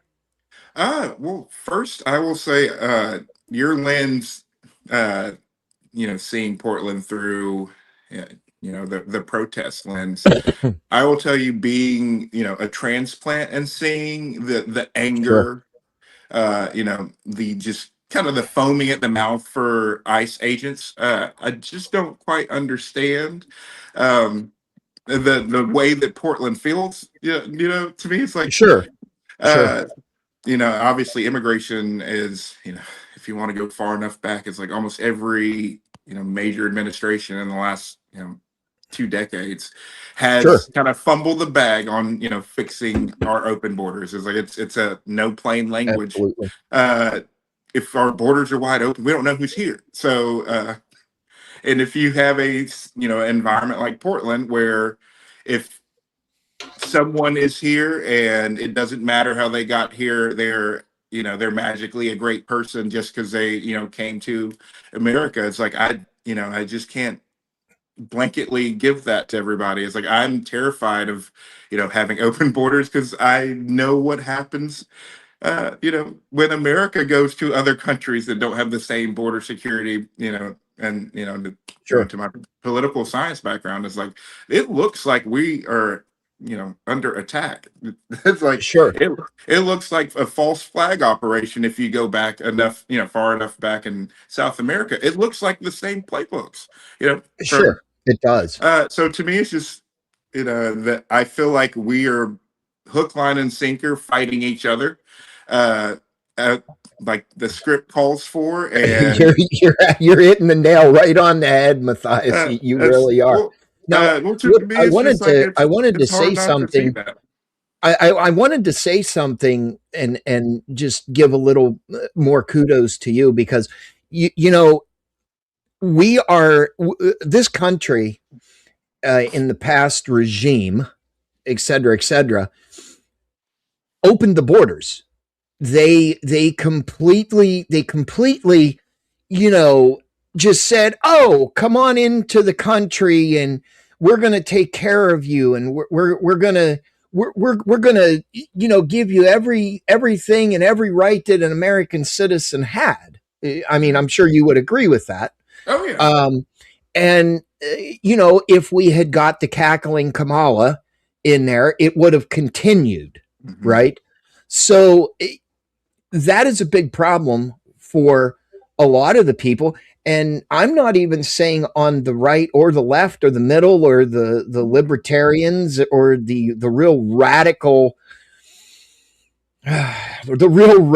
people. I mean, I am a conservative. I'm a conservative myself. I believe that we should have strong borders. We should not let criminals and just mentally ill people from other countries just come into our country and take a seat in government housing. And I don't know if you know, but way back when this was going on, New York was spending millions we're talking tens of millions of dollars a month to house these people. Yeah. Please forgive me, I'm ignorant on what Portland was doing, but I know they were doing a hell of a lot I can only imagine. as well. I mean, It was a lot. Yeah. but my point in saying is, it's very good to hear a like-minded person saying that the United States needs, secure borders. I challenge people when I do a protest or something like that, right? And I say, go to a different country, okay? And forgive my semantic here. Go to Canada and say, yeah. "Oh, I'm just here. Oh, by the way, I snuck across that imaginary line into Canada. What do you think is going to happen?" That's a good they point. say, Yeah. well, they're gonna treat you like a citizen. I said, you're so full of shit. I've They're actually going driven to to Canada and seen that, how strong their borders are. So I went to law school in Vermont. Absolutely. And I had a friend group. They're like, "Oh, we're going to go to Montreal and we'll all drive up." And one of the kids legitimately got kept out, got stopped at the border, and they asked us, "Do you guys want to continue on, or do you want to turn around and go with your friend?" And we're all just like, "What do you mean?" And they ran his. We all gave him our licenses, and he had a DUI. And Canada was like, "Nope, you can't come in." It's like, it's literally, think about that. A DUI, you can't get into Canada. How many Americans is that going to stop? Well, let me tell you, I used to live. Well, no, you are absolutely Like, right. I mean, like, you live in Florida. Like, I know that you can think of at least a few people that wouldn't. let's put it this way. I've lived in Florida for a while now, and it is. I come from a very democratic state of Pennsylvania. Okay. And just the elected officials it was just getting worse and worse and worse. Now, here's the long string of caveats that I'm going to give you. Our governor, Ron DeSantis, will not be in office in another year, I believe it is. Geyer, can you look that up? I just want to be very, very, key. He's up for his terms are done. So we are in like that, fear, I guess, that we might become, or it might become a little different. Now, January 5th spin of next year. Yep. Mhm. Yeah, that's what I was going to say. It's his last coming term. up. Yeah, it's his last term. He can't run again. And actually, President Trump, and I know that is a curse word for a lot of people. I mean, but to me, it's old fashioned. It's like he won. It's like, maybe I'm just kind of a crazy American and growing up in an army town, but like he's still our president, whether you liked him or not. It's like he's still a president. You're absolutely right. He deserves respect because the office deserves respect, and because of you are absolutely right. It's like that's kind of the thing that I joke about in Portland. Everyone's like, "Orange man bad." It's like, well, he's not the one in charge here. It's like the problems that I have with Portland. That man didn't sign that bill. Y'all did. Well, I'm gonna give you a little story. I covered a protest here in Tampa, Florida, and there was a guy out there holding a sign, and he actually asked me a question, and normally people don't ask. And he said, "Why are you here?" "I'm documenting." And I said, "You know what? I have a question for you. And I'm sure you have seen all the protests, and at that point, Minnesota and Portland was, hard and heavy, and then obviously Newark, New Jersey, and et cetera, et cetera. Yeah. I won't go into the long list because LA. there's LA. Yeah. I thank you, Gar. I ask him, are you really willing legitimately to get hurt for politics? And factually, are you willing to unalive for your politics? And the guy said no. And I said, I just asked him the question, then why are you here? Yeah. The probability or the possibility of that happening is very gravely high. And he asked me, well, why are you here? I said, I've got a lot of insurance. That's what I told him. That's what I told him. And that's a true and factual statement. Oh, I know. I know, but that's why it made me laugh so hard. It's like, because just you can't hit these people with logic anymore. It's like there is no logic, Matthias. There is no logic behind it, right? Yeah. So we talked for a little bit. He put his sign right in front of me. He put his sign and it said an expletive about Donald Trump and ICE and everything like that, just like the whole rhetoric, right? Yeah. And he said, I'm going home. I never, and you know what? This guy actually had a brain. Yeah. I was asking him some just random question, what's fascism? And he actually told me. He didn't pick up his motherfucking phone, excuse my French, and have to look up the definition. So it wasn't that I was trying to stop him from obviously the First Amendment covers what Geyer and I do. But was he really thinking about the possibility of getting hurt? And the guy said, I have a family at home. I'm just out here supporting what I feel, and everything like that. But at the end of the day, and the moral of the story is, he put his sign in the garbage, and he left. And it, as I said, I the First Amendment is my best friend. And in Florida, the Second Amendment is my best friend. Trust me. And we'll get into that. I don't want to take up all your time, but I did have some questions for you. No. It's like, I appreciate, just to put it plainly, having dialogues with real Americans again. Absolutely. It's one of those, I jokingly told my wife, it's like, I joined this thinking that it was nonpartisan, and immediately realized this is a fight against the DSA. The Democrats are too scared to fight against the DSA. They're all, want to play nice. But they're not against fighting people that actually have a brain, Matthias. I know. That's the crazy part. We got 3 DSA members in our city council, man. Like, how? Oh, we've got more than that. Possible. We've got 6. That's why we can't get anything. Excuse me. No, we have 3 in my district. We've got That's what I'm 6. talking about. We've got 6 in city council. That's why everything. Can you name them all? Literally, look at the amendments that anything that stops police, fire, or common sense responses to homelessness, it stops at a 6-6 break. Literally, if you look at the 6 voting for anything that they call it the peacock block, they're looking for another one to force anything through. So it's like, once they get that 7th vote, it doesn't matter what stupid idea comes through the city council office. It is rubber stamped, and we are getting told how great they did on our taxpayer dime. Yeah, but at the end of the day, it's I just covered the America 250 in DC. Okay, we just actually came back. Yeah. It was awesome. And I was up there with 4 cameras and doing my job and doing my self-proclaimed job, right?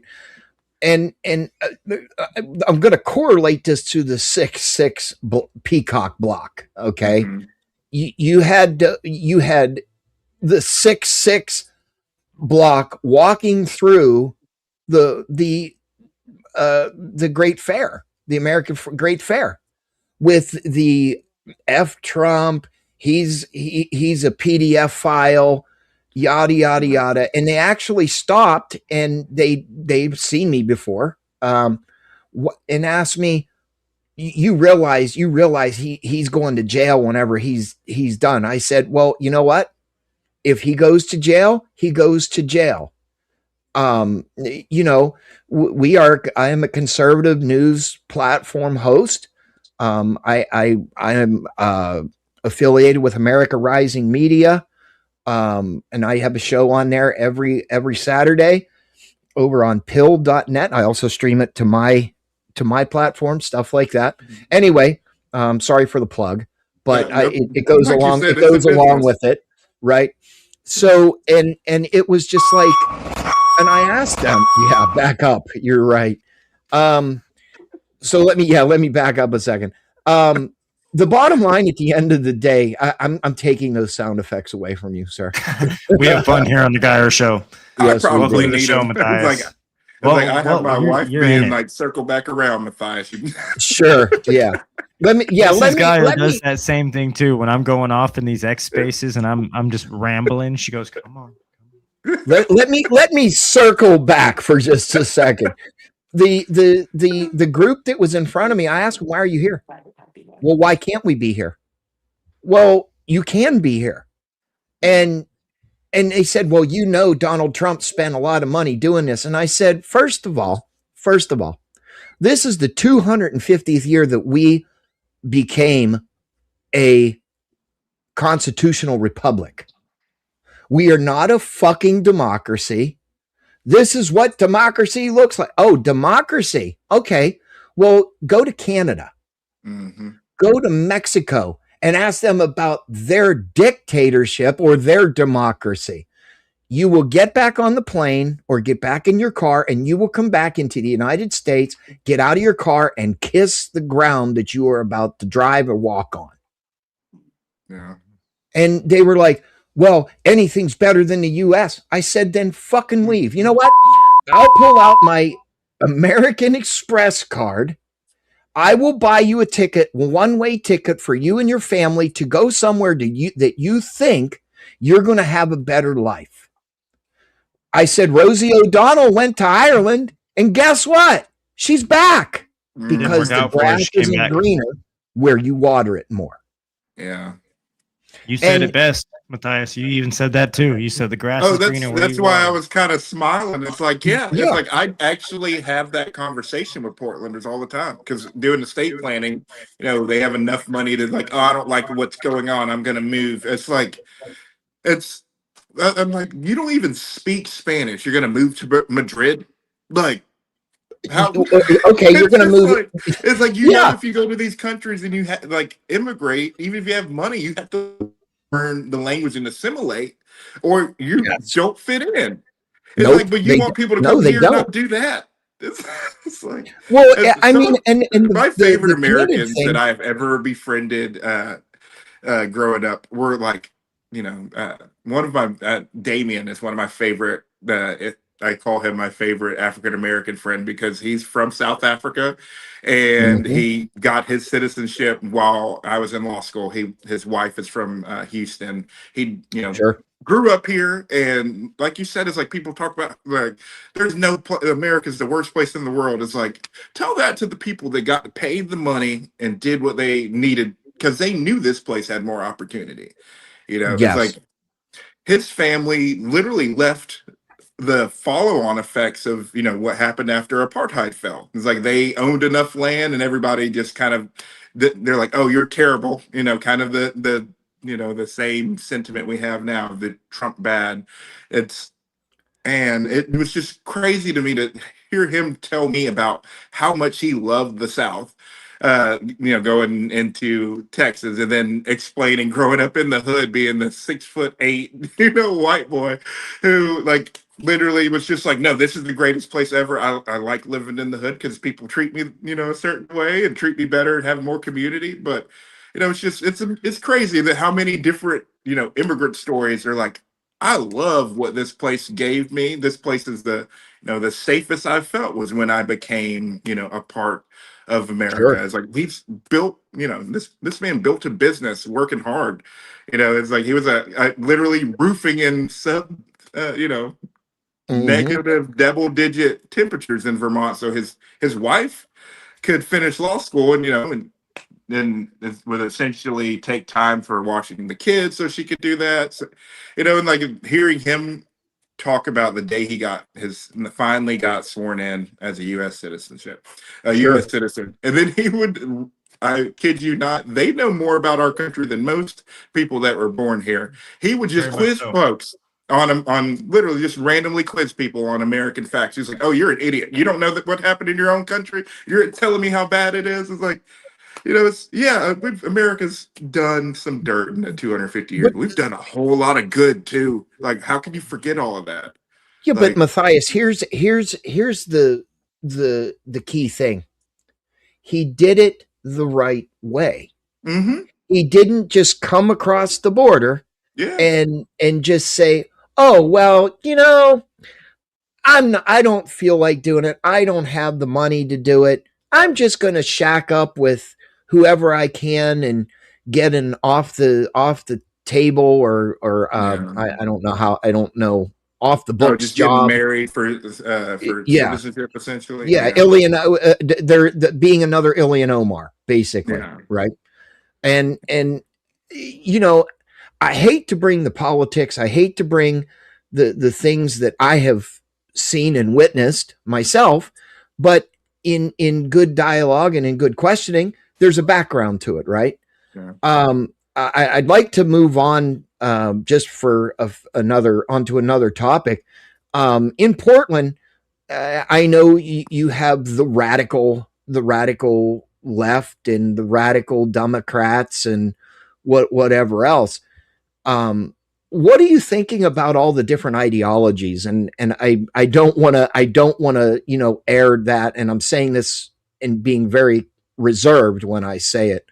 At the ICE building, you see some really strange people, if you will.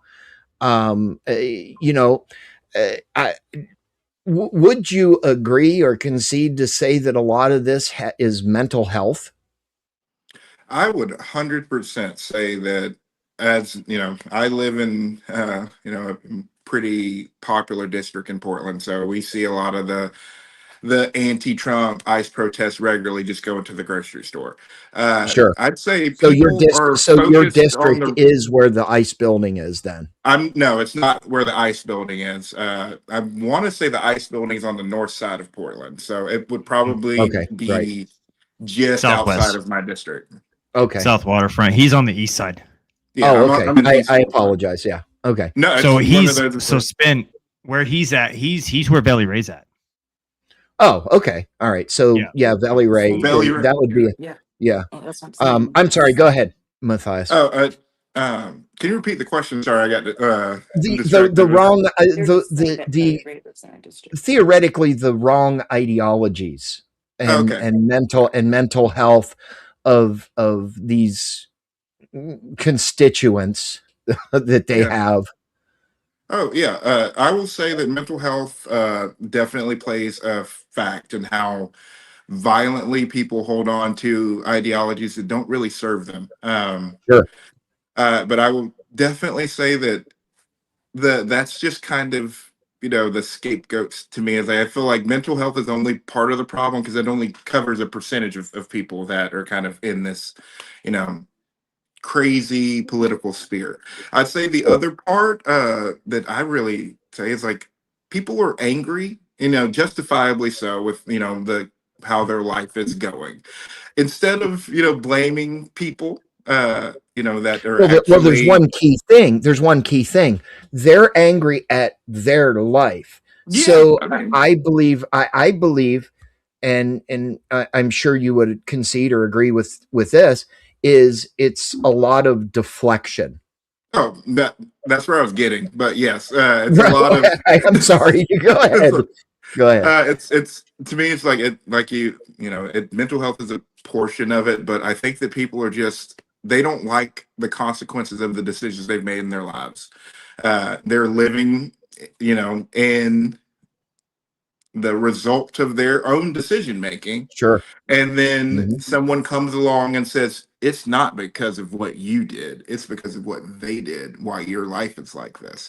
So the alternative to admitting to yourself that you are the problem and you need to make some changes to fix where, the trajectory of your life.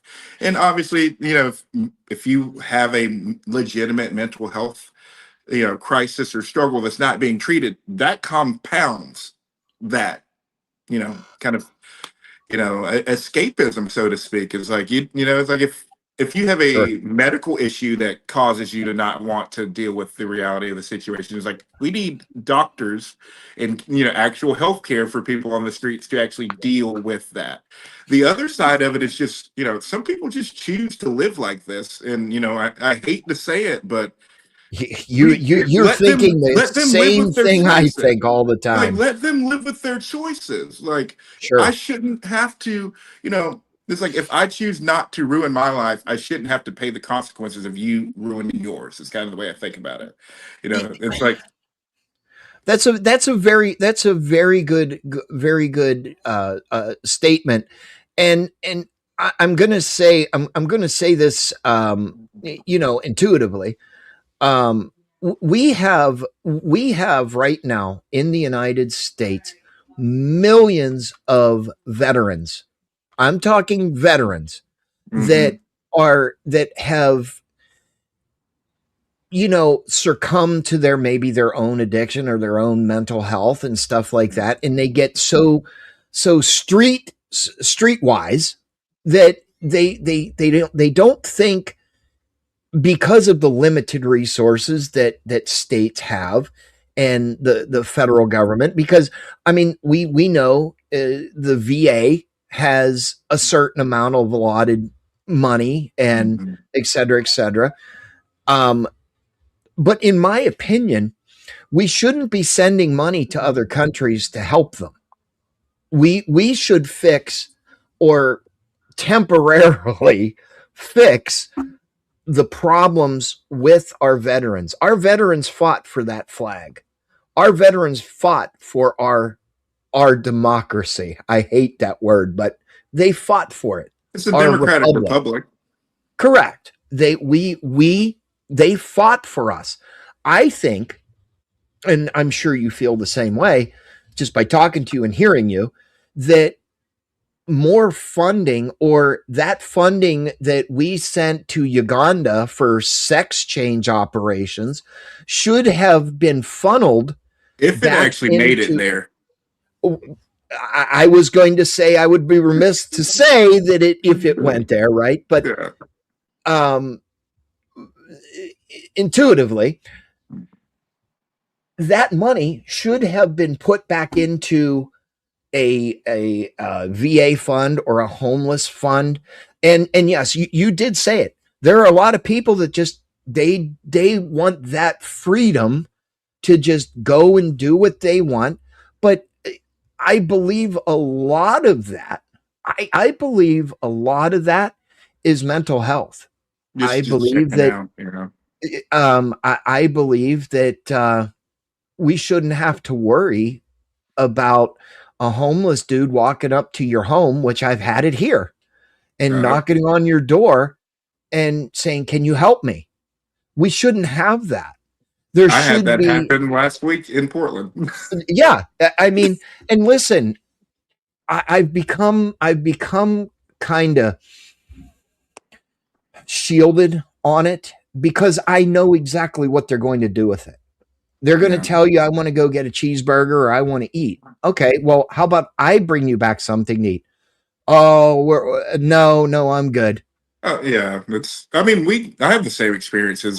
So I will say is like I probably sympathize with veterans more than any other candidate running for office, and I will say just about every man above my generation and my family served. Everybody retired just outside of Fort Benning, so that's my hometown. I grew up there. I'm right there with you. Okay, I grew up, appreciating the sacrifices, and like you said, the sacrifices veterans and their families make. And I've got a lot of, I call them my unhoused homies. They're the ones that I know how they got on the streets. We've talked, we have our stories, I keep tabs on them. And you're correct. It's like there is a level of like, they don't know how to get help. They know that it's not normal, but it's like, this is just the existence they're in. But that being said, it's like there are funds and programs that the VA already has, that they don't have enough money and people to make sure veterans get what they need. So it's like the fact that we're sending money to countries that, like, I guarantee you, those congressmen don't know where that is on a map, but Most congressmen can't even tell you where something is on a map. I've talked to several, and they probably can't tell you where most U.S. states are on the map. Well, they can't even tell you the own districts that they're in, man. Come on now. Sure, they represent. To that defense, is like they rewrite these things whenever they want to force themselves in trouble. So they might not remember how they lied and redrafted the lines. It's like, I'll give them that one. You're in it. You're in it, Matthias. You're inside of these streets. I mean, you look at Maxine Dexter. She's a House representative. She's representing your district. Yeah, I mean, where's she been? She's out fighting for somebody else who's not even a citizen of this country. That's the thing for me, man. It's like I care about, innocent, lives being hurt elsewhere. Obviously, if you're not a normal, if you're not a psychopath, that hurts your heart. It's like you obviously you're gonna feel bad when people are hurt. It's like it's normal. But I just don't understand why every problem is our problem when, just to take it back to, kind of the anchor of how, I operate is the Sounds Bible. like something I've said to Mr. Geyer. It's like the Bible says, before you worry about the splinter in your friend's eye, you have to worry about the plank in your own. So, or the log in your own, depending on which translation. But it's just, that's what we have in politics. It's like they're telling us how terrible all these, places are. We need to fix things. And then, we need to do all of these crazy far left, just performative exercises at the taxpayer's expense. And then at home, like you said, it's like, we all know it needs to be done at home. If we, if our budget is so bad, it's like if we focused on just your constituents getting the help you need, it's like we wouldn't have to continually have, additional budgets that say, oh, we're not going to increase the budget deficit by X amount of trillions of dollars. It's just like, but they act like this money's not real until they need to take it out of our pocket. Like, well, in my belief, I grew up in fire and EMS. Okay. So that's very near and dear to my heart. Right. Yeah. And then I actually got hurt and I sit in a wheelchair, but regardless, the amount of help that I received was far little to what a veteran of the United States or a politician or whatever. I mean, they would hate me if I got elected to do something. I'd be out in the midterms. Trust me. I tend to think that I'm on the same trajectory. Sure, but my hate you. You're doing the right thing. Right. I would advocate to say to you that you're fighting a very uphill battle to try and make things normal. Yeah, I would say you're right. I would say normal, but it seems like in Portland and just in conversations between Geyer and myself and other streamers and stuff like that, it's getting worse instead of better. 110%. That is why I couldn't sit still any longer. Just to be real, it's like my whole existence in Portland is in the East Side, and most of our leaders don't ever go to the neighborhoods that or end up getting people like you to come, fly and see what's going on here. It's like I live and have only really and work on the North Side, so it's like I really am only in the areas that like most people visiting Portland will never go to. Like they don't see the real Portland. It's like my family when they visited, it's like they did not stay in my neighborhood. It's like, and I live in the fairly nice side of the East Side, and I say fairly nice that we're within 15-20 minutes on our response times. It's like, well, sure. I mean, listen, you know, It's still pretty sad, Matthias. what I would mean, look into, what I would look for in a candidate if I was in Portland, is are they agreeable with the Constitution? Are they that's agreeable? literally what's I saw behind it me. behind you. I saw it behind you. It's like this is But where I do all I my had work. to ask. I mean, I had to ask. I've got a pocket version I carry with me most of the time too. Sure, Like, absolutely. You should see behind my media credentials. I have the little card now that I actually got in Washington D.C. Somebody handed me one, and now I carry the Constitution of the United States with me. it's to me, it's and just to that point is like that's really the problem we have. People don't understand that all of your authority in this country starts with that one document. If anything you do cannot be checked by that, then you do not have the consent of the governed to do it. Sure, That is the absolutely. main point that you know. I keep saying it. I'm going to be the no. Is like, do I think, you know, just to throw the Constitution? Do I think that the city government should be outlawing foie gras? It's like, if y'all really think that that's our authority, it's like, how is that not about interstate commerce? Let's call the federal laws into question here, because are we not crossing state lines? Is tax not being collected? It's like, you guys want to say that you have the authority to, it's just funny. Portland, we've got these little tiny tyrants, acting worse than they say Trump acts. And then, want to point fingers at, like you said, and like F Trump, release the Epstein files. It's like, bruh, like, all of us want government transparency, but we need it top down. You can't ask for it up top and then close up shop down at the bottom where you're at. Like, oh, you just mentioned the E-files. Oh. To me, it's just because that's all they seem to want to talk about. And to me, it's like, I'd rather talk about the business of governing. Just to be honest, my political science background, I went to the University of Georgia didn't graduate due to family reasons from there. But my favorite professor was the intelligence advisor for Jimmy Carter and Ronald Reagan. And he's the one who kind of pulled the scales off of my eyes on, what's really happening for us. It's like, because good and well, the campaign rhetoric, if you read, history between Reagan and Carter, and especially the Iran-Contra affair, things like that. It was a kind of a similarly contentious time in our history. The fact that he still got the job by being, clear-headed and understanding, the intelligence. The kid, or when he was a kid, my professor sat in on the church committees and then taught at Georgia during, the Iraq war ramp up and wind down, kind of explaining, like, this is our system. This is what we've done in the name of our system. These are the justifications we've given with the Constitution.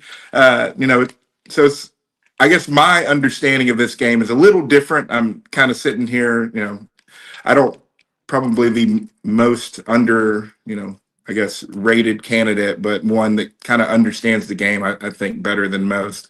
We're literally at war with people kind of pointing fingers at things that they don't like in America, and then using that as an excuse to get power and then forcing their agenda. It's kind of how I really see it. Sure, absolutely.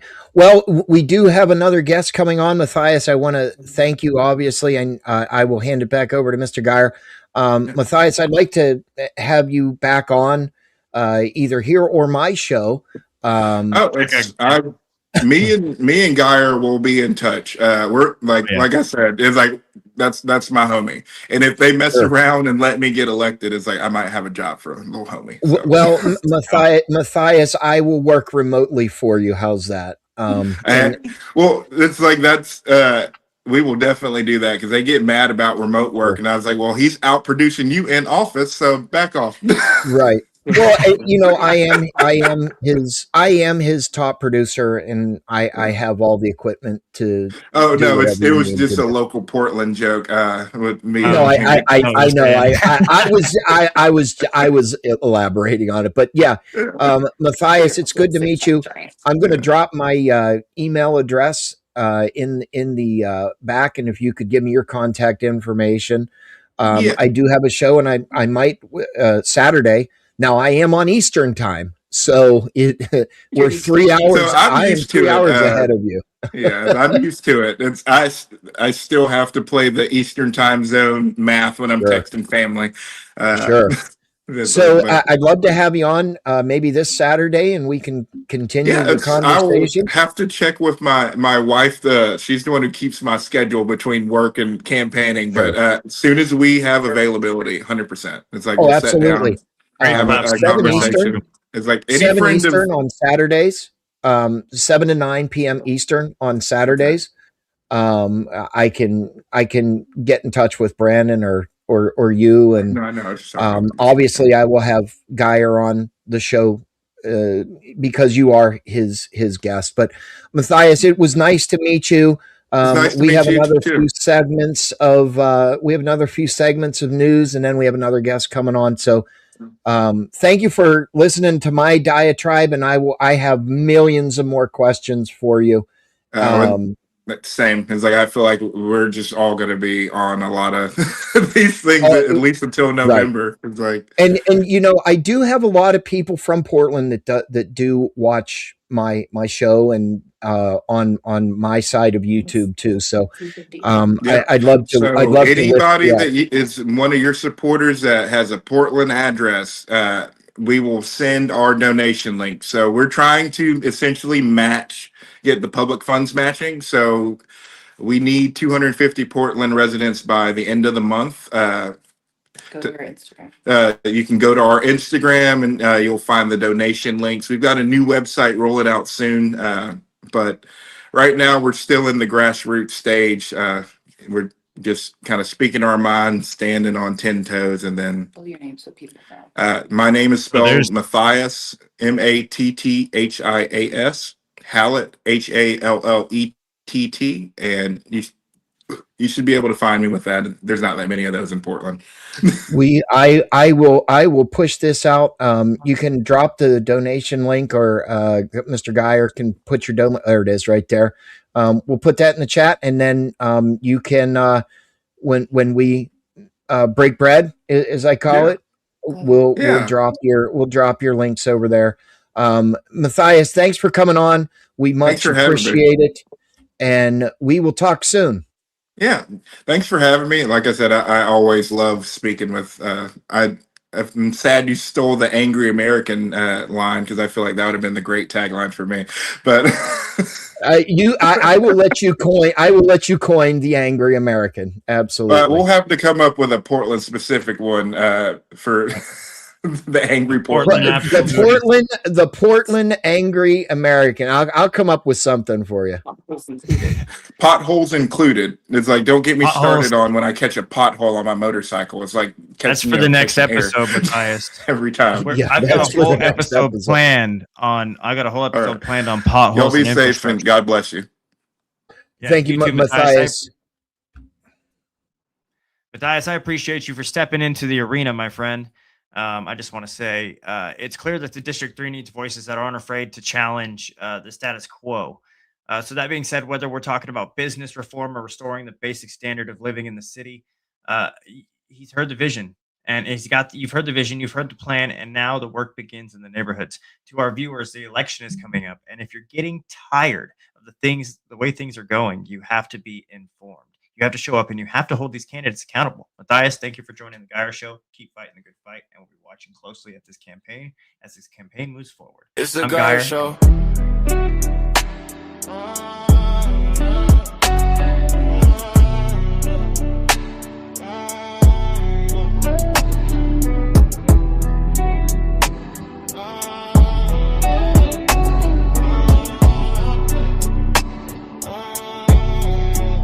This is the Geyer Show. Downtown Portland today, covering a story on Sunstone Way, which was a $13 million nonprofit organization that was funneled money into. Tina Kotek supported it. Now it's going under in June because there was a whistleblower that came out and said that mismanagement of funds was absolutely ridiculous. Now we've got video of Mercedes-Benz pulling out of that garage. We've walked up and asked for comments on people that work there, and they have no comment, and they continue to walk. So that seems kind of sketchy to me here in the first place. Now, $13 million into a nonprofit that is supposed to go and help homeless people get off the streets, you know, something that's actually going to do something for our communities, but no, it's shutting down and they're walking with the money. $13 million. Can you believe that? That's absolutely crazy. There's fraudulent activity happening here in Portland, and we're uncovering it right now. Out here in downtown Portland today, covering a story on Sunstone Way, which was a $13 million non.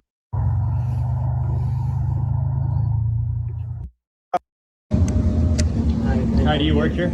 Yes. Yeah, I'm wondering where that $13 million went that got funneled into your company. Now you guys are shutting down in June. Why is that? How come you guys have all those Motel 6s and you got homeless drug addicts selling drugs? You realize Selling that drugs I out of have those. Nothing. Had no idea So it is true. what was going on. Also, it is true what was going on. Thank you for admitting that on camera.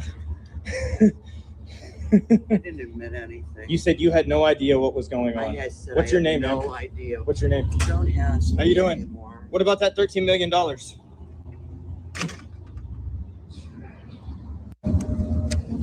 Hi, do you work here? Yes. Yeah, I'm. Listen up, Oregon. We're about to pull back. So we're looking over.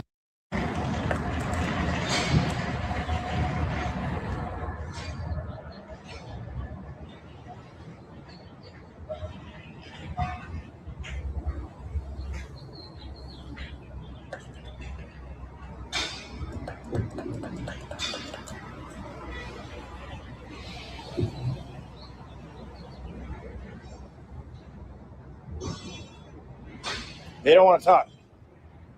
$13 million spent on nice cars, expensive trips to Bend, expensive meals, and Andy Goebel is inside and he doesn't want to have any comment.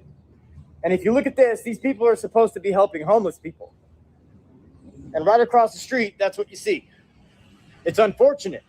These people here are supposed to be helping people like this, but our taxpayer dollars, $13 million, are going into these people's disgusting activities, and they have no comment.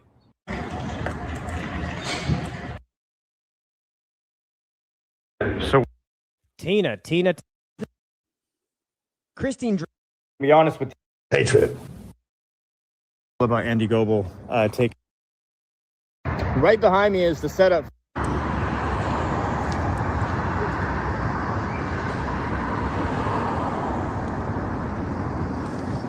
How's it going? Are you with Sunstone or TPI?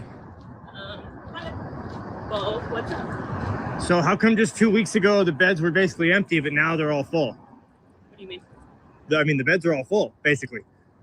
Did you guys have just a massive influx of homeless coming in, or? I'm confused on what your question is. My question is, how come 2 weeks ago the beds were empty? Because we get referrals from people. Are you with Sunstone or TPI? Who are you? My name is Geyer. I'm an investigative journalist. Are you with Sunstone or TPI? What does that matter to you? Why do you have all cops are bad on one of your shelves? Sorry? How do you feel about? We have domestic violence survivors who are writing. You can't film us. Yeah. I'm on public property. Okay, but you're putting it through This our is gate. private. I'm not putting it through your gate. Okay. It has not crossed through the gate. I haven't agreed for you to record me. You're filming me. I haven't agreed for you to record me either. I'm filming anything on the street. Yes, you are. There's cameras on the street. You need to go. Says who? Are you the owner? I want to talk to Andy. Have Andy tell me to go. Tell me, Andy. What about Alicia Hovanes or her husband, Daniel Hovanes? Yeah, go look for them. I already did. Standing right. So the wild and craziness continues. Sir, you're the manager of this business. How come you have no comment about Andy Goebel coming over and spending a lot of money at your restaurant? I have no comment because I have no comment. How come?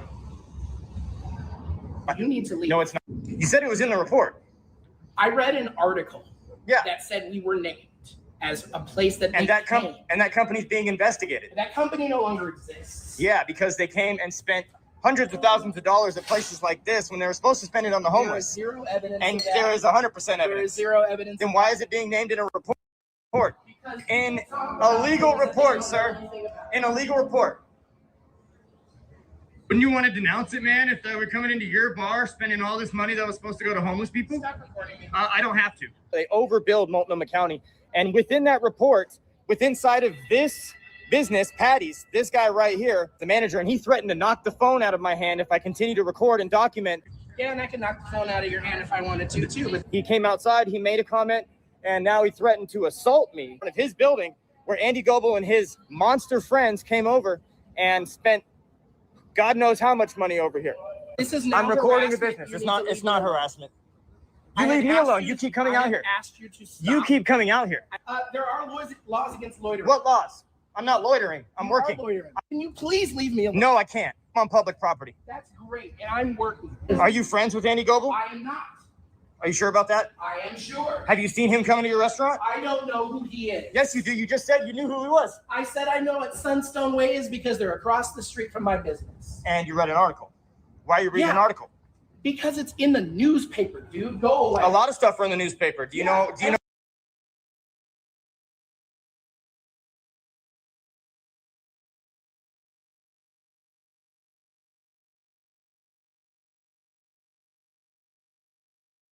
Why are you in Travis's chats as Torch? Do you have any comment on why you're in Travis's group chats as Torch? He gave you the code name Torch. Why did he give you the code name Torch? He gave you the code name Beat or gave Chicken the Beat. I have no idea what that means. Code name Torch. Do you want to see the text messages? Yeah, that was like Phil. That was like, oh, God. What was it about though? That was all done. What was it about though? This happened all on stream. All on stream? He was texting you? Torch. No, this happened. No, but like, why did he give you the code name Torch? Code name. Code name. Call sign. Do you Call remember sign. like the cutesy like little thing that we did? No, I don't. Well, I'm just wondering. Somebody got arrested. He was on a U.S. Marshal hold, and you're in group chats with him. So I'm just wondering, like, why are you in group chats and he's giving you call signs? If the FBI. I didn't ask you a question, bro. Are you in the PDX Underworld group chat? Okay. If the FBI needed me, I would have gotten the call. Okay? I don't think the FBI needs you. Okay, yeah. Okay, that's cool. I was just wondering, like, why he gave you the call sign Torch. Yeah. Because there's a lot of meanings to Torch. You guys already stalk everything that we do. You already know why. If you just like do a little bit of research on what we've been doing down here, you would have seen the stream for all that happened, and you would have. Well, all that explained. I didn't see the stream. I don't watch people's streams. I don't watch people's streams. Okay. Thank you, Leilani. What about Beat? Do you think, huh? Doxing people's not cool. I'm not doxing nobody. Yes. Travis's home is public information. He has a wife and animals. And you're sick. And you guys doxed me, so And you're sick. I'm not sick. I don't think he's ever doxed you.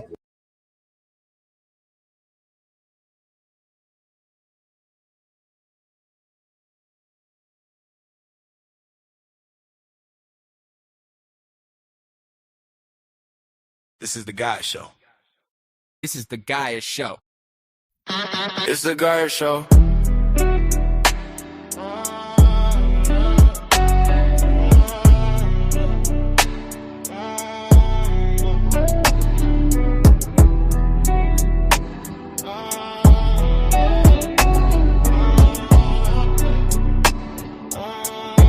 This is the Gaia Show.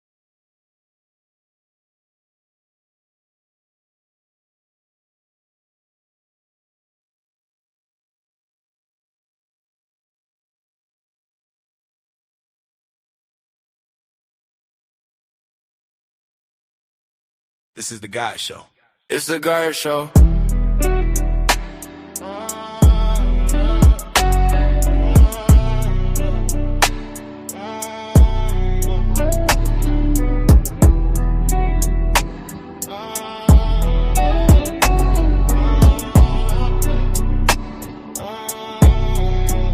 This is the Gaia Show. It's the Gaia Show.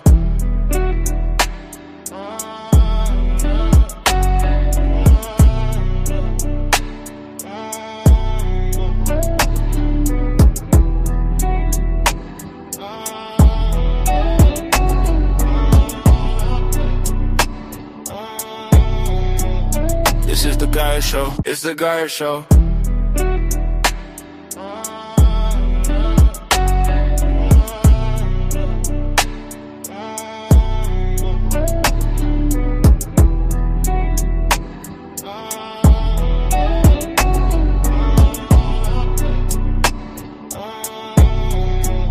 This is the Gaia Show. It's the Gaia Show.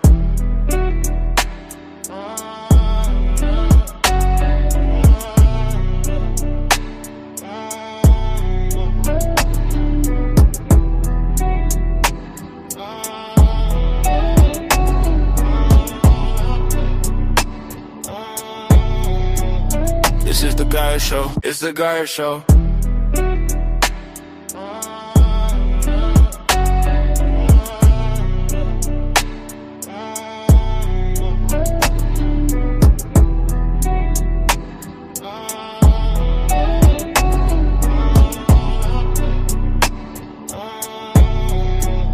This is the Gaia Show. It's the Gaia Show.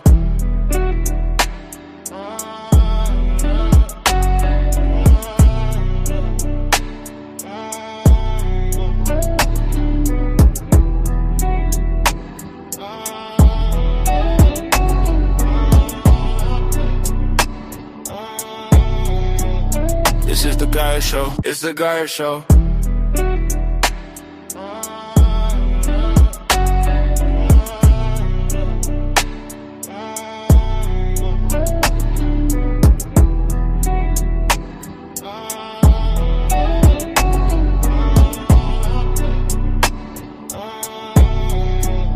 This is the Gaia Show. It's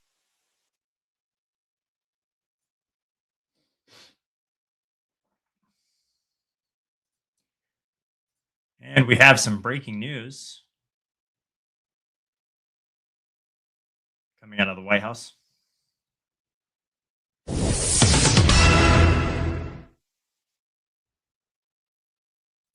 Trump rails against China and new 2020 election claims disputed by critics.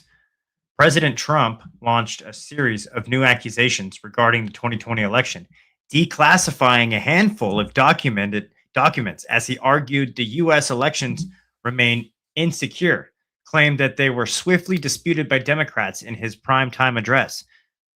Trump this time said the intelligence community failed to sound the alarm as China penetrated the U.S. voter rolls that detailed things like name and party affiliation. Accessing voter rolls, information often available for purchase, does not run counter to the intelligence community conclusion. The intelligence community conclusion reached out at the end of Trump's own first term that no foreign adversary managed to change a single vote in 2020 election. Our purpose in disclosing this information is not to weaken the confidence in elections, but to earn that confidence by confronting vulnerabilities and correcting them very quickly.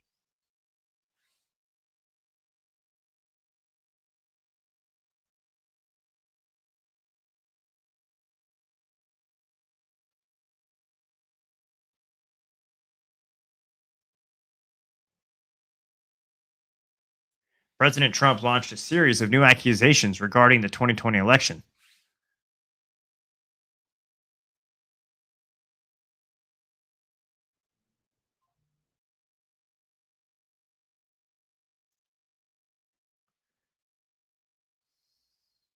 And that is breaking news, ladies and gentlemen.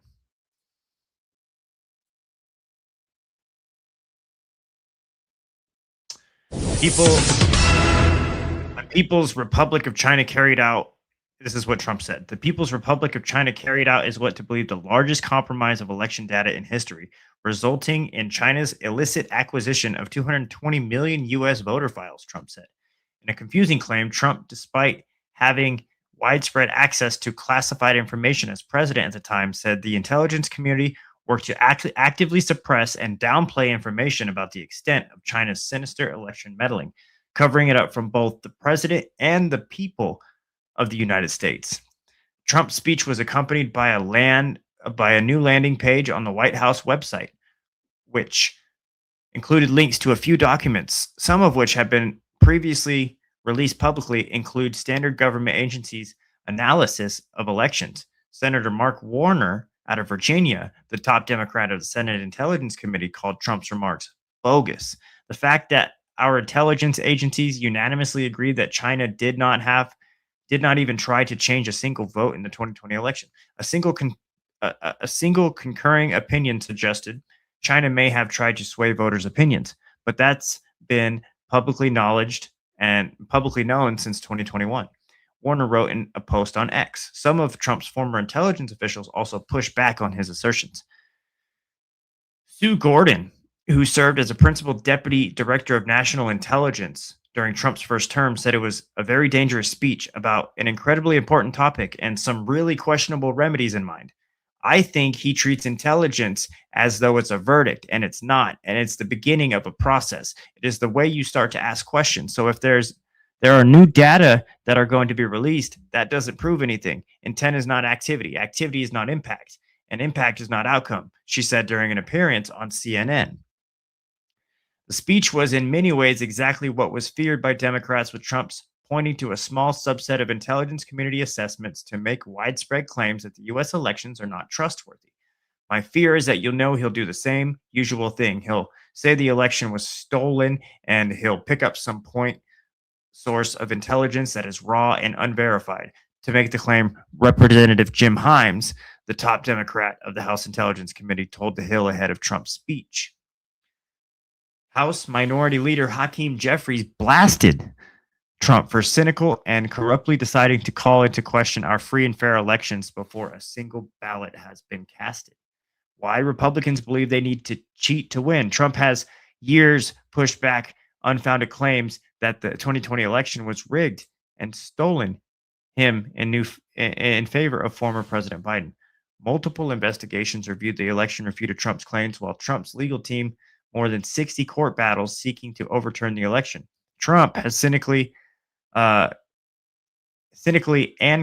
corruptly decided to call into question our free and fair elections before single ballots have been cast. Why? Republicans believe they need to cheat to win. Trump's much anticipated speech amid a number of actions from the administration, with Justice Department itself seeking access to a number of state voter rolls, while Trump attempted to mandate proof of citizenship with an executive order despite states' controls over elections.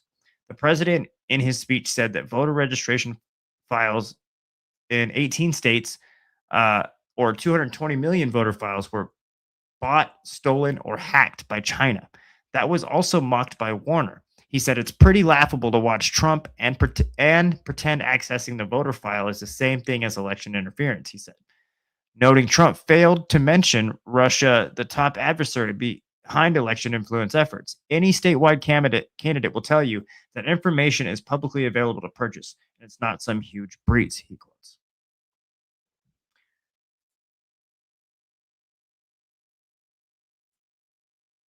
Trump then suggested the potential for criminal charges for those involved. I'm asking the Office of Director of National Intelligence, the Department of Justice, and the FBI and the CIA to investigate how and why such crucial information was hidden, to fire those involved in the cover-up, and to file the criminal charges if the appropriate against these people, Trump said, in a major departure from past practice when presidents have lodged significant accusations against a foreign adversary. Trump did not announce any sanctions against China officials or further inquiry into their actions. China, in a statement to the media outlets, denied interference.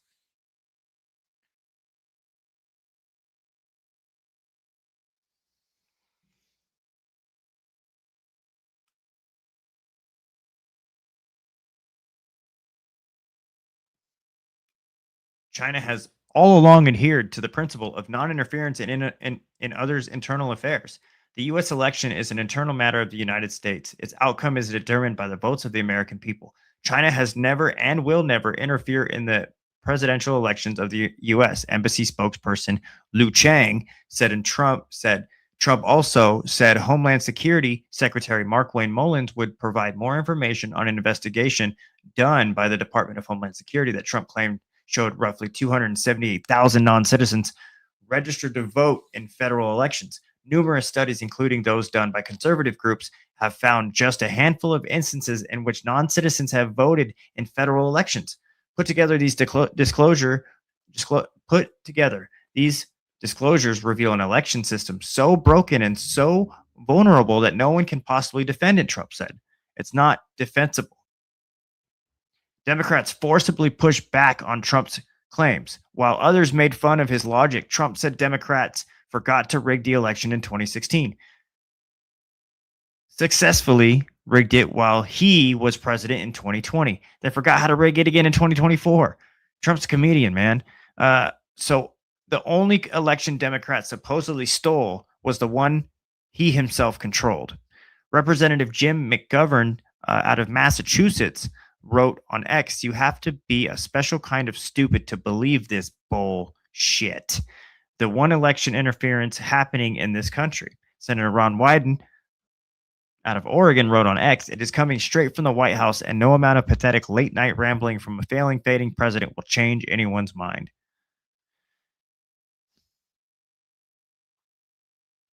Senator Ed Markey,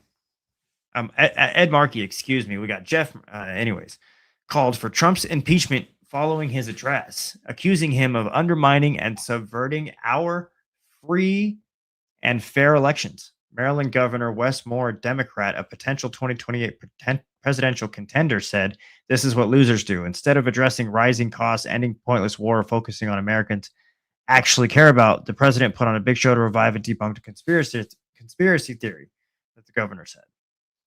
Congressional Republicans largely used Trump's speech as a way to push for the SAVE Act, mandating proof of citizenship to vote, but were quieter on his new claims.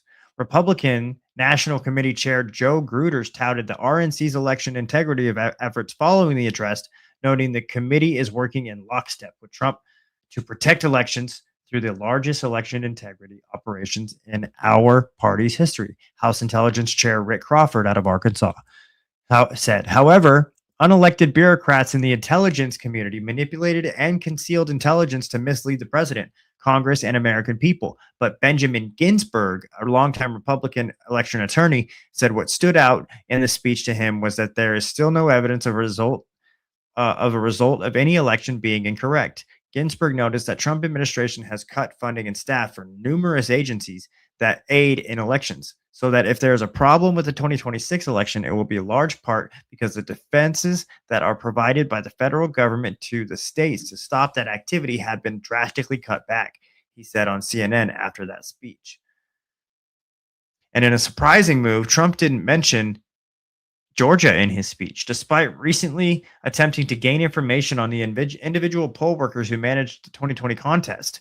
The address nothing less puts the spotlight on Georgia Senator Jon Ossoff and Raphael Warnock, and some Republicans have questioned the legitimacy of their 2020 elections.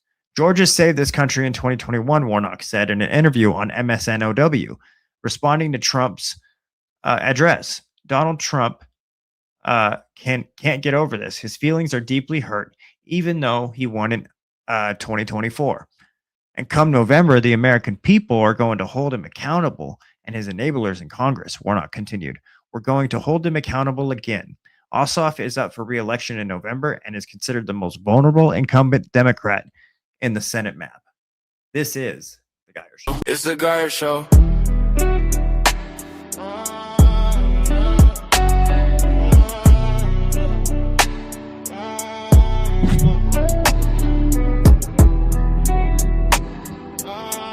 And ladies and gentlemen, what you're looking at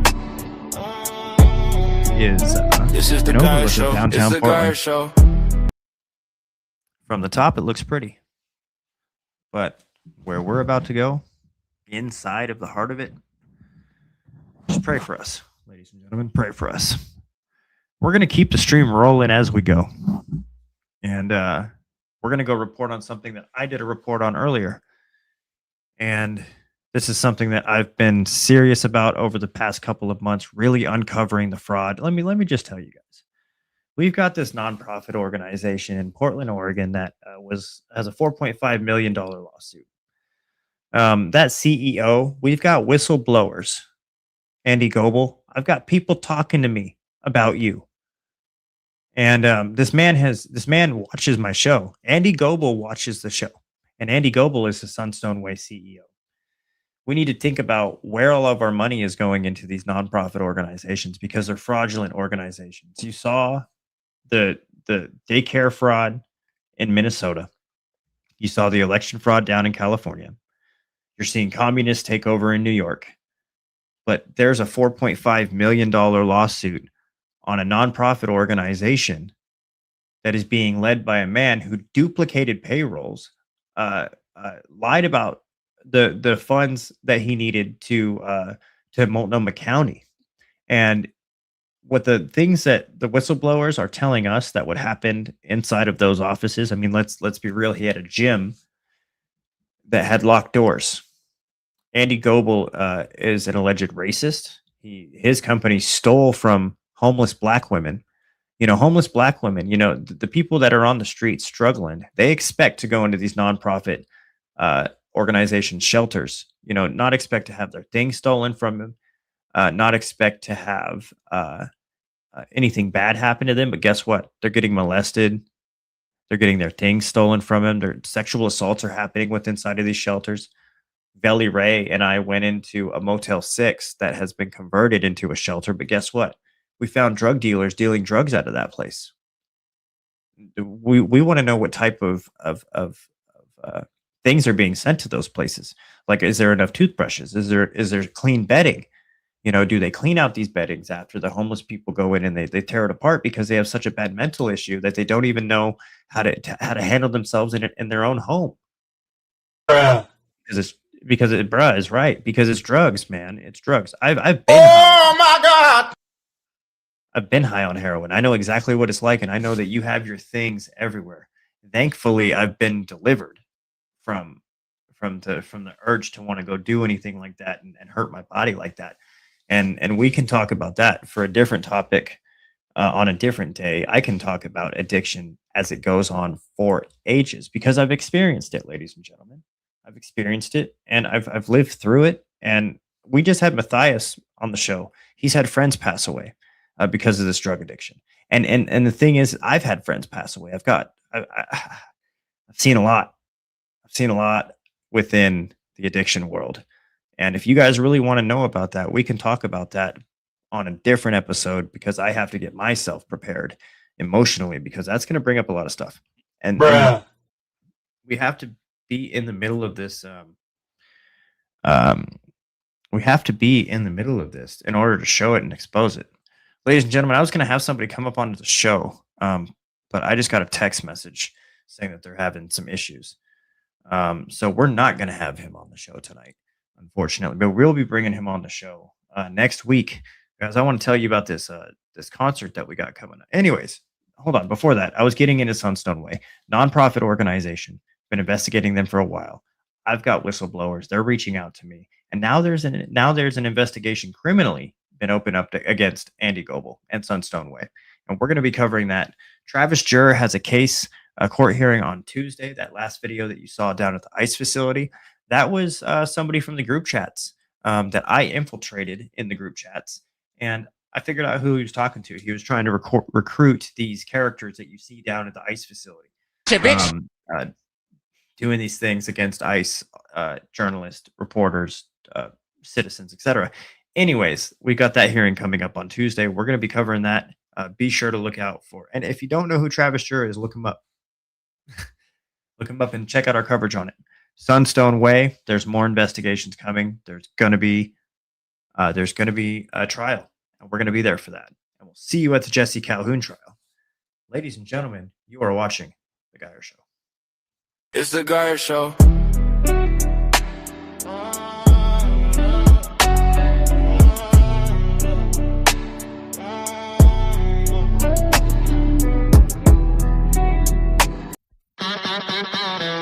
I ain't been here 5 minutes.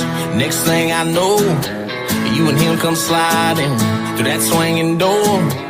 You wasn't lying when you said that you'd see me around. There's 100 bars across the next 3 blocks. Ladies and gentlemen, that is Brandon Hart. He's going to be coming to the Ponderosa Theater. That is August 29th and 30th. That is a good friend of mine. We're going to be covering that event, so be sure to look out for that event. And if you want to go to that event and experience some great country music here in the Pacific Northwest, go out, get your boots on, go dancing, have a good time, listen to some good music. That's Brandon Hart at B Hart Music across all social media platforms. Ladies and gentlemen, we're going to take a quick break. I'm going to jump into the Geyer Mobile, and we're going to go do a report. We're going to keep this show rolling for the next couple of hours. Get into the comments, share, check out my page while this show is rolling. We've got some great content that we've produced over the past couple of months. Got investigative journalism work that I'm working on. Like, share, comment, post. Be sure to follow American Apps. Go on to the American Apps website. And this is the Geyer Show. It's the Geyer Show.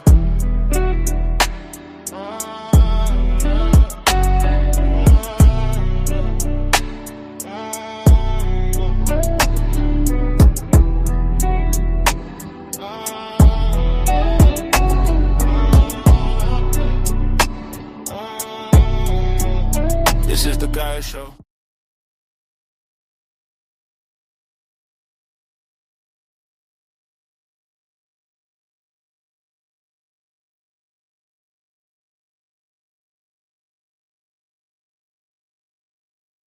It's the Geyer Show. I ain't been here 5 minutes. Next thing I know, you and him come sliding through that swinging door. You wasn't lying when you said that you'd see me around.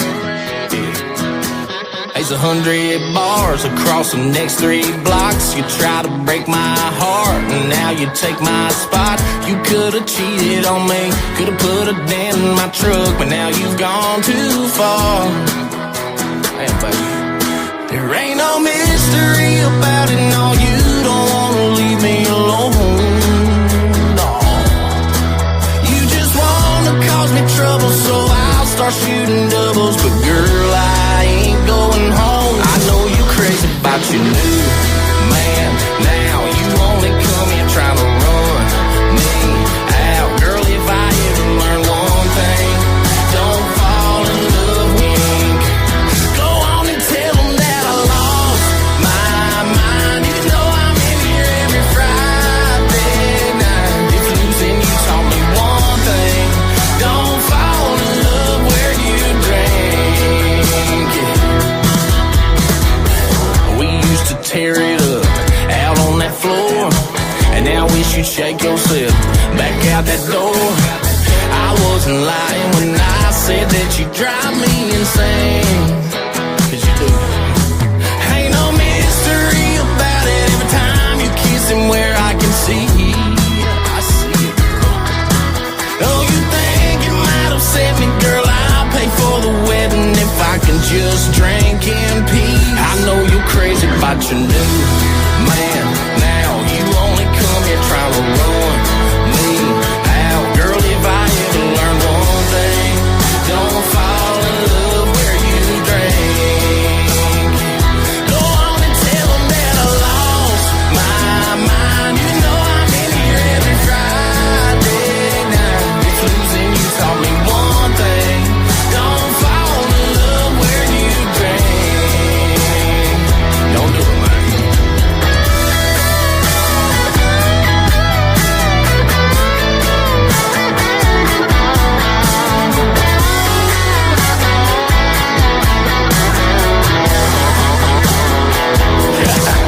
Ain't no mystery about it, no, you don't wanna leave me alone.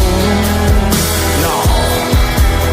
Every time I come to town, you always hunt me down and try to play our favorite songs. I know you crazy about your new man. Now you only come here trying to run me out. Girl, if I ever learn one thing, don't fall in love where you drink. Yeah. Go on and tell them that I lost my mind. You know I'm in here every Friday night. If losing you taught me one thing, don't fall in love where you drink.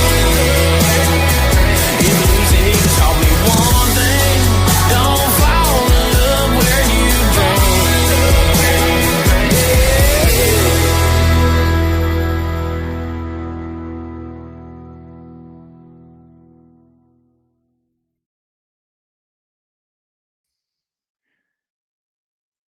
And ladies and gentlemen, that was Brandon Hart. What you are looking at right now is our downtown attire. We are going to be downtown doing a report for you, and we'll see you guys here in a little while. What I'm going to leave you with is something that I got to experience over the weekend or over the past month. I've been really into this, and I think you guys would be in it too. So we're going to run a late night stream on a Thursday night of some armored mixed martial arts. Now, these guys are friends of mine now. They invited me to the show. I got to sit cage side, and it was the most intense stuff I've ever seen in my entire life. So that being said, without further ado, this is Armored Mixed Martial Arts, brought to you on The Geyer Show.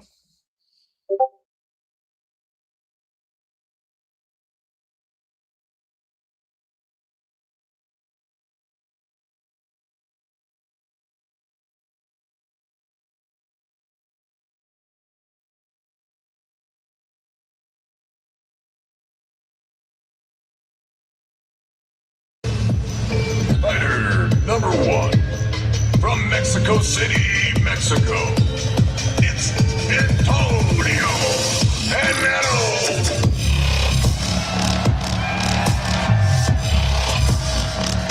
Welcome back to Armored MMA. Raj Nation here with Gavin Thor, Walker, and Mickey Gallus. We resume the second half of AMMA Portland, Maine, with what is sure to be a matchup of fireworks between the number 1 contender, who you are looking at right now for the super welterweight crown, Antonio Pinedo, and soon we'll see Mario, the infamous Spider, Aguilar.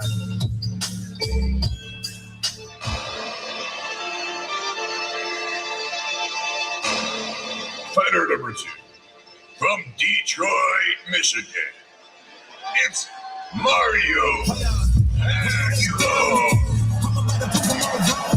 Every time. Absolutely. Some people are lucky enough to have one prime in their life or their career. Mario Aguilar is both skilled, capable, and blessed enough to be in the second prime of his career, as he calls it, because after a successful 15-year career in MMA, he hit the tail end of his career there, saw a video for AMMA, and told his coach, I want this instead. And he's now in what he calls his second prime, loving life more than ever. Fighters to the center of the ring. To reintroduce the fighters, wearing the black and blue, from Mexico, it's Antonio Henao.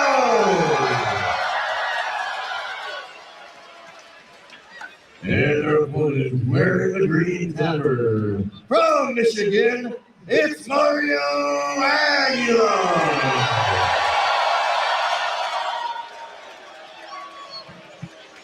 The fighters have agreed to 3 2-minute rounds. If you take it to the ground, you can sit up after 15 seconds. No illegal strikes. Defend yourself at all times with a main referee at all times. Fighters, you agree to these terms. Then touch tips and back to your corner. All right, here we go. Round number 1. Fighter number 1, are you ready? Fighter number 2, are you ready? And Portland, are you ready to kick things off again?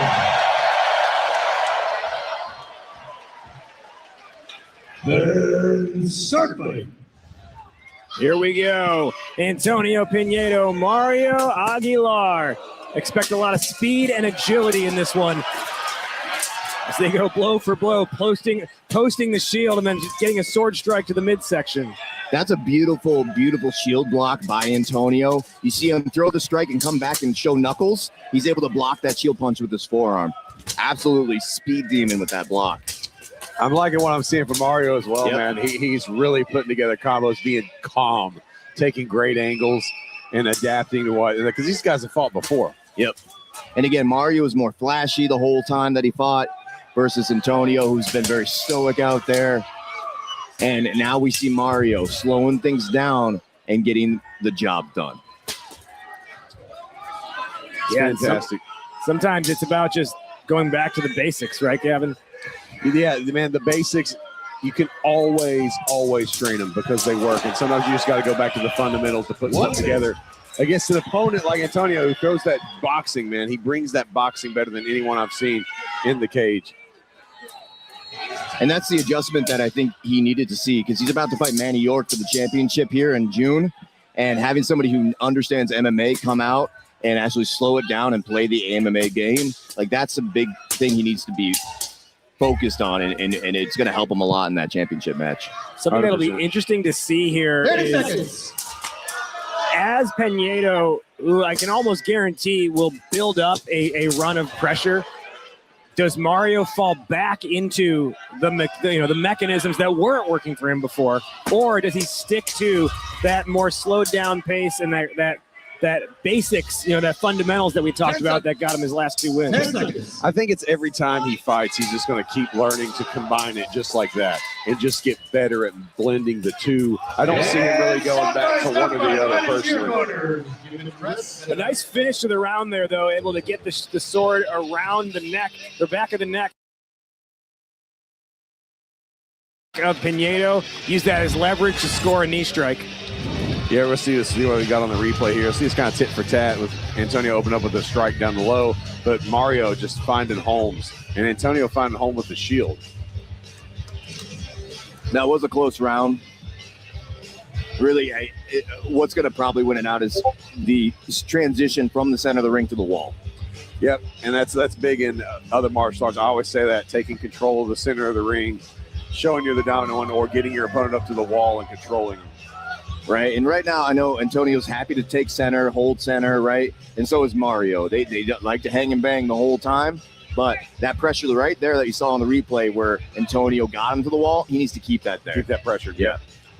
And that's one thing I do love about Armored MMA, in the judge's eye, control does matter, pressure matters. Whereas in normal MMA, you may see a guy who's holding, so he's got something up against the cage 7 minutes out of 9, the total fight. And the judge will give it to the other guy. I'm like, he wasn't in control though at all. His back was on the cage the entire time. Pinedo, we talked about it during the pre-show. Pinedo comes into this one with that knockout victory in the closing seconds, about 7 seconds remaining in the third round against Jordan Rank back in Chicago. And Rank was reeling, and rather than let it go to time, Pinedo sees the opening, sees the opportunity, and threw a thunderous left hand that knocked Jordan Rank all the way back, and he was out. Man, it was a fantastic punch. It was like you didn't really see it coming either, because Jordan was fighting so strong that whole fight. And Antonio is a strong guy, man. He lifts, he trains constantly. I wouldn't be surprised. I know he trained last night, I'm sure. Yep. And he probably trained before he came in here. And he knows he's got to, because he's got his white, Manny's a bigger guy. Yeah.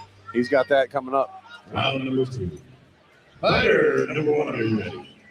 Fighter number 2, are you ready? And make some noise for the second round! Encircling.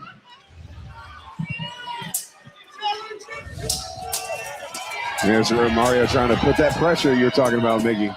Yeah, I think Mario found a little success with those knees at the end of the round, and he might want to try to duplicate it, but maybe not right off the rip, because Antonio's fresh from that rest. You definitely got to work Antonio down. He's really, in his previous fights we've seen, he's very hard to trap down. Ooh, where's that charging assault we've seen? That right there. And Antonio's so good at getting out of the way, getting off center line and countering. You can't just charge. You got to set something up. You got to get Antonio to plant his feet and then get in. Yep. And I see a hole there that, Mario could really, he's doing a great job taking his rear leg and kicking Antonio's inside leg. But then every time that happens, Antonio comes on a straight charge, a barrage of punches. That charge works on a less experienced opponent, but not against someone like Pinedo. Now, this is where we've always seen Antonio having a little bit of trouble, is in the grapple. He looks down at his feet a lot, and this might be something that Mario may have picked up in his team fighting experience. 1 minute. And this is where Mario's comfortable. Mario's comfortable with the MMA background, doing a lot of grappling.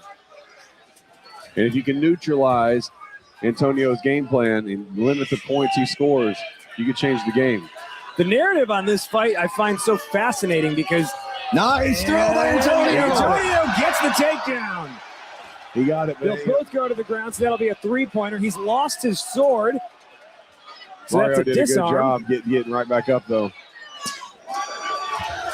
That's the thing, man. You know, Antonio does such a good job. He's in a bad position. He makes it hard for you to score on him. And now he'll have to get his armor back. So his sword back. I was going to say, the narrative in this one I find so fascinating because we've talked about it ad nauseum about how Pinedo came out. He called his shot. He said, I'm never losing again. Comes into this one with 5 wins in a row. He's got his crown fight next month.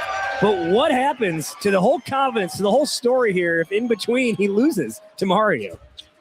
I mean, he's still secured that spot. Yeah, and I don't mean takes it away from that. I'm just saying from this idea of being on that undefeated streak on his road to the crown, if now there's a loss in between, right. what does that do for his confidence and preparation?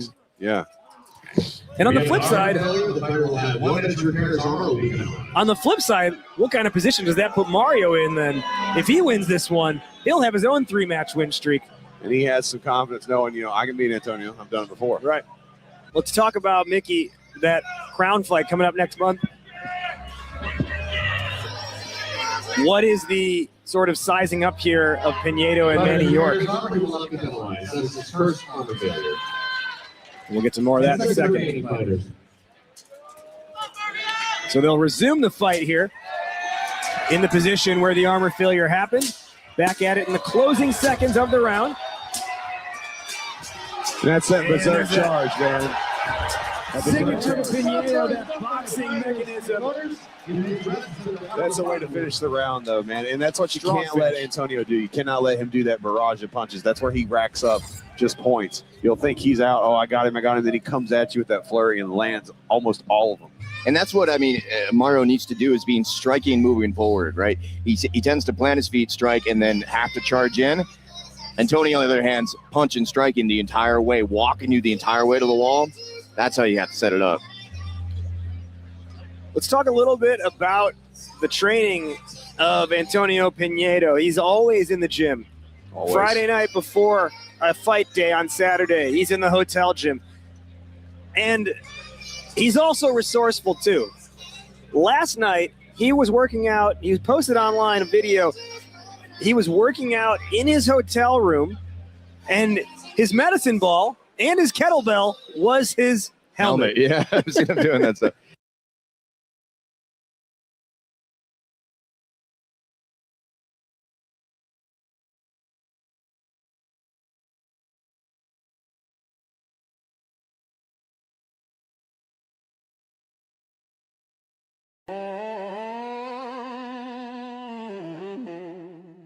This is the Gaia Show.